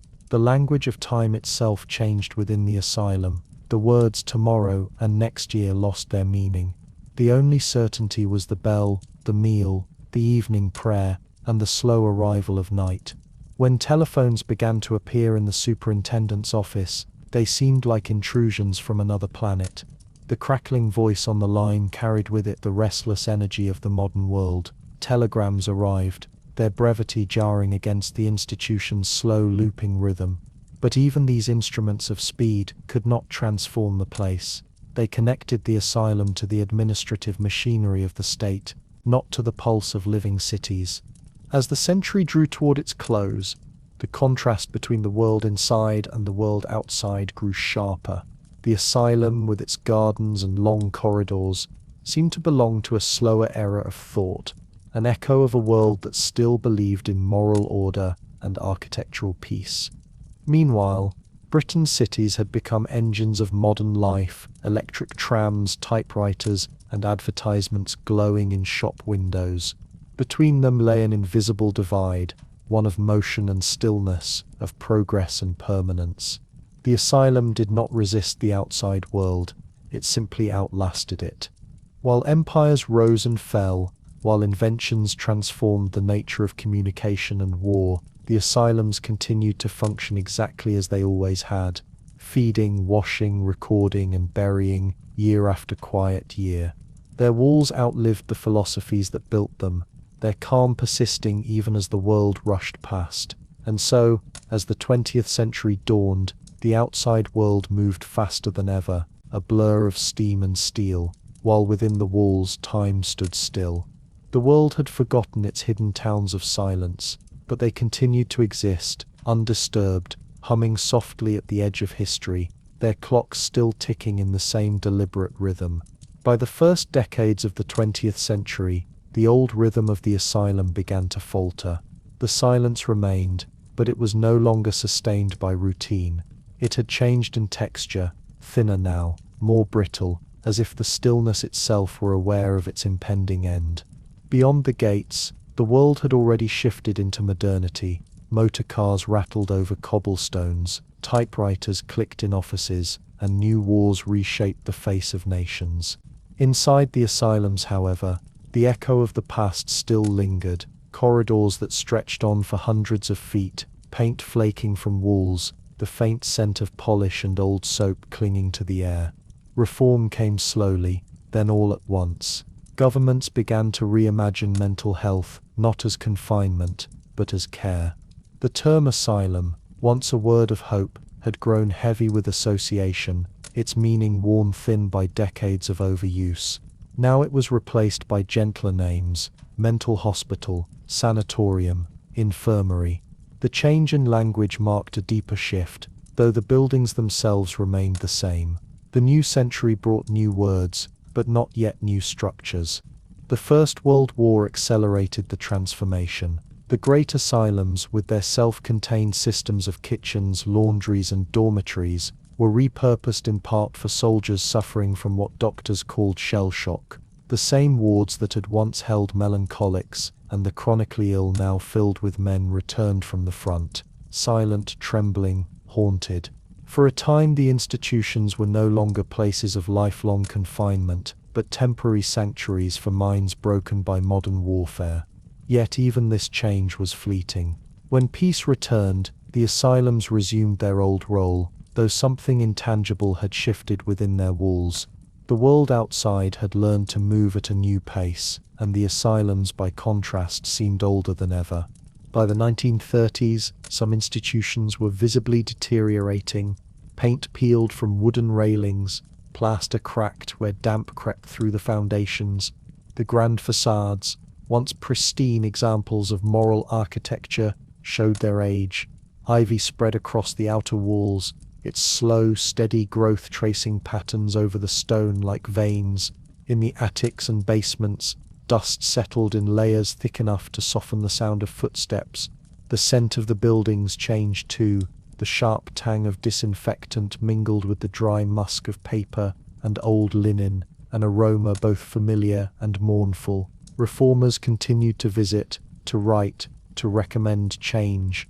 The lunacy acts were replaced, committees formed, inspections made. Each decade introduced new legislation, and with it, the promise of improvement. The language of treatment replaced that of custody, but the day-to-day life of many patients remained the same, institutional, measured, repetitive. Yet beneath the surface, the system was loosening. The population of the asylums began to decline, slowly at first, then steadily. By the time the Second World War arrived, many of the great Victorian asylums were already half empty. Some wards were requisitioned by the military, others closed altogether. Bombing raids damaged roofs, shattered windows, and left rooms exposed to the weather. In some hospitals, staff shortages grew acute. Doctors were called to the front, attendants enlisted, and those who remained worked amid scarcity. Rations thinned. The once rigid daily schedule frayed at the edges. After the war, modern psychiatry began to look elsewhere for solutions. New drugs promised what moral treatment once had: order, calm and control, but this time in chemical form. The asylums, with their vast wards and heavy doors, began to seem obsolete. Ideas shifted toward community care, outpatient treatment, and rehabilitation. The institution that had once embodied progress was now seen as a relic. Gradually, the gates opened outward rather than inward. Patients left, sometimes after decades. For many, the world outside had changed beyond recognition. Electric lights in every street, buses, cinemas, noise. Some returned to families, others entered smaller hospitals or hostels. A few simply vanished into the folds of modern society. The buildings remained, but their purpose eroded. Wards once full of human movement grew quiet. The echo of footsteps in long corridors was no longer the sound of attendants making rounds, but of empty space itself. The great dining halls were stripped of tables. The laundry ceased its endless turning. Windows were boarded up, and the smell of dust replaced that of soap and boiled vegetables. In some corners, papers still lay in drawers, admission forms, medical notes, the occasional letter never sent. The ink had faded to brown, the edges of the paper curled and fragile. Ivy thickened over the stone walls, creeping through cracks in the mortar and pushing between window frames. Rainwater leaked through ceilings. Plaster bubbled and fell away in slow flakes. The symmetry of the old designs began to distort as nature reclaimed the geometry of reason. Birds nested in the eaves, and grass grew between the flagstones of airing courts that had once been swept daily. The asylum, built to be timeless, had finally become a ruin, not through violence but through the slow patience of neglect. For those who worked there until the end, the final years carried a strange melancholy. Some of the staff had spent their entire lives within those walls, their memories bound to the rhythm of bells and keys. To them, the closing of wards felt like the fading of an old song. They watched as doors were locked for the last time, as the remaining patients were transferred to new facilities or sent home. The silence that followed was not the peaceful calm of the past, but an emptiness, an absence of purpose. The last reports were written, the ledgers closed. Names that had once filled columns now stopped mid-page. The buildings were officially declared redundant, their future uncertain. Some were sold and converted into housing, offices, or schools. Others were left untouched, their corridors slowly gathering dust. In the quietest ones, the air carried a faint sense of memory, as if the walls still held the echo of footsteps, the whisper of fabric, the low murmur of voices long gone. Visitors who came years later spoke of a peculiar atmosphere. The light through the broken windows was soft, filtered through the green of ivy leaves. The smell of damp paper and time hung in the air. In some rooms the old signs remained: male wards, laundry, recreation hall. In others the only traces were marks on the walls where beds or chairs had once stood. The symmetry that once symbolized moral order now felt like melancholy, the beauty of structure abandoned. As decades passed, the boundaries between inside and outside blurred. The roof beams sagged, moss grew where floors once gleamed. The old chapel filled with pigeons, the garden paths disappeared beneath wild grass. What had been built to contain the mind had itself become overrun by the slow persistence of nature. And yet in their decay, the asylums achieved a kind of peace that they had never known in life. The clatter and supervision, the endless turning of routines had given way to a deeper stillness. The buildings no longer served as instruments of order, they had become landscapes of memory. Every flake of paint, every crack in the wall seemed to record the slow retreat of time. Standing in an empty corridor, one might still imagine the faint impression of movement, a distant echo of footsteps, a door softly closing, the creak of a floorboard beneath weight that was no longer there. The silence was complete, but never lifeless. It hummed faintly with all that had passed, the early optimism, the decline, the uncounted years of repetition. The asylum had entered its final stage, not destruction but endurance without function. It remained as a shell of an idea, a physical memory of an age that believed architecture could heal the mind. Now it healed nothing, demanded nothing, contained nothing. The air was heavy with dust and history, and the last of its purpose drifted away like breath in cold air. And so, through neglect and time, the asylum's long experiment reached its end. The corridors, once polished and patrolled, lay silent beneath the filtered light. The air smelled of paper and damp stone, of rain and memory. Outside, the modern world moved ceaselessly on, but within those walls time had stopped entirely, not broken, not ruined, simply paused forever, in the stillness it had always sought to create. The doors no longer lock. The keys, once symbols of control and routine, hang now behind museum glass, their iron dull with rust, their weight reduced to memory. Outside, grass sways where walls once defined the boundaries of sanity and sickness. The great Victorian asylums, once humming with regimented life, stand now in varying states of ruin or reinvention. Some have been transformed, converted into apartments, schools, or offices. Others linger as hollow shells, their roofs caved, their windows blind. In every one of them, the air still holds a quiet, almost imperceptible hum, the residue of all that once happened there. Visitors arrive in twos and threes. They come with cameras and curiosity, their footsteps careful on cracked floors. They walk through what remains an entrance hall with tiled walls, a long corridor bleached by years of sunlight, a chapel where dust floats through stained glass.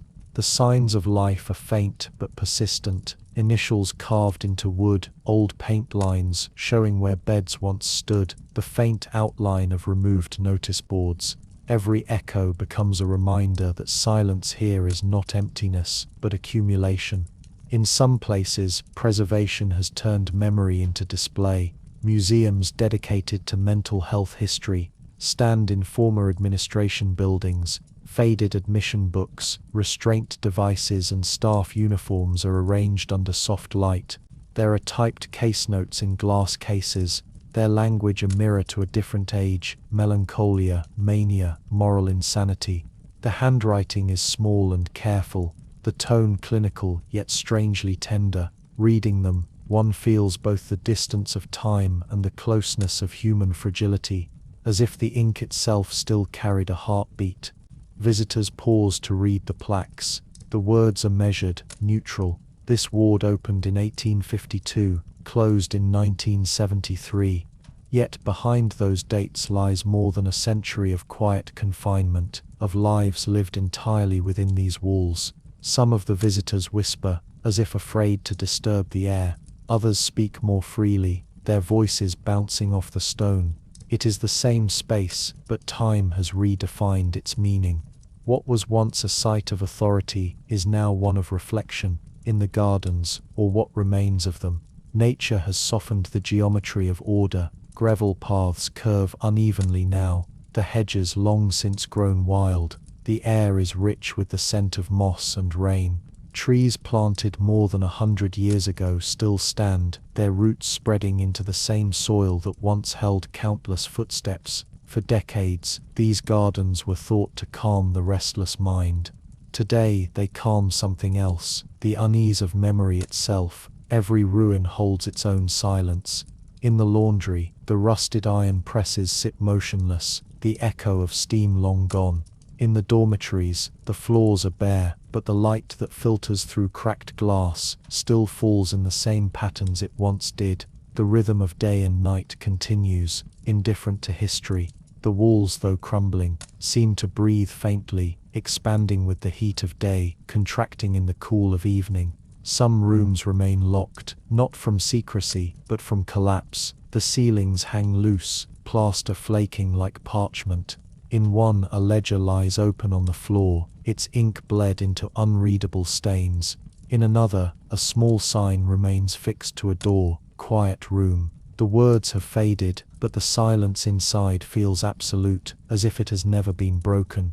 Those who once lived here are long gone, but traces remain. In archives across the country, their names persist, lists upon lists, handwritten by clerks who never imagined their ledgers would outlive the buildings themselves. Each name a life, reduced to a diagnosis, a date, a cause, recovered, transferred, deceased. The language of administration, precise and impersonal, now carries the weight of ghosts. For historians, artists, and wanderers, these ruins are more than decayed architecture. They are landscapes of moral intention, the physical remains of an era that believed care could be designed, that peace could be built into walls. To walk through them now is to walk through a philosophy long dissolved but never forgotten. The wide corridors that once promised calm now deliver only echo. The symmetry that once symbolized balance feels eerily hollow, beautiful, and disquieting at once. Sometimes, the buildings host exhibitions or tours. Former nurses and attendants return, speaking softly of their memories. They recall the sound of the keys, the smell of carbolic soap, the way the morning light slanted through the high windows. They do not speak much of suffering, though it lingers in their pauses. Instead, they describe routine, the unending rhythm of care and control that once defined the place.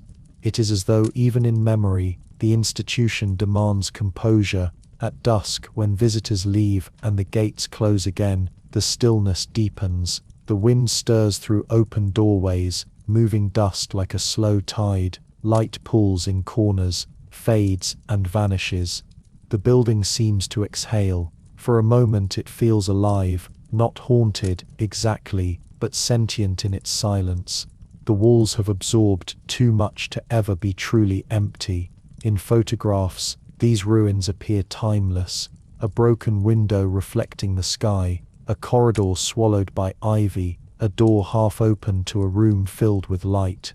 Yet what the images cannot capture is the sound, the faint echo that returns to the ear as one walks, the whisper of one's own presence multiplied by the architecture of memory. Somewhere, a visitor stops and listens. The air hums faintly. It is not the sound of ghosts, but of history, the vibration of time still resonating through the material of the past. The same stone that once held voices now carries only the sound of wind, yet it feels alive with remembrance. The story of the asylum ends not with destruction, but with stillness. Its purpose has dissolved, but its presence endures, in the landscape, in the records, in the collective imagination. The architecture that once confined has become a vessel of reflection, its meaning inverted by time. The moral order that built it has faded, but the human longing behind it, the desire to understand, to heal, to find peace, remains. As night gathers, the light drains slowly from the windows. The last rays of sun catch on broken glass, scattering faint reflections along the corridor. The walls glow briefly, then dim. The air cools. The silence deepens until it feels almost physical, pressing gently against the skin, and in that silence, the echoes remain, soft, distant, continuous. The sound of footsteps on tiled floors, the murmur of voices in prayer, the faint closing of doors, not as ghosts, but as impressions, the way scent lingers after someone leaves a room. These are not hauntings, but memories embedded in matter, the emotional residue of a century's attempt to care for the human mind. In the end, the story dissolves into quiet, the buildings sleep, the archives rest, the names remain inked in ledgers, their edges yellowed with time. The visitors depart, leaving the air undisturbed once more. The idea of healing, of order, of silence, all that the asylum once promised, has become something else entirely, a memory of how deeply the world once tried to understand its own shadows. And so the echo continues, not loud, not mournful, just endlessly soft. The footsteps fade down the corridor, the last door closes, the sound lingers for a moment, then disappears into stillness. The story sleeps now, folded into the walls themselves,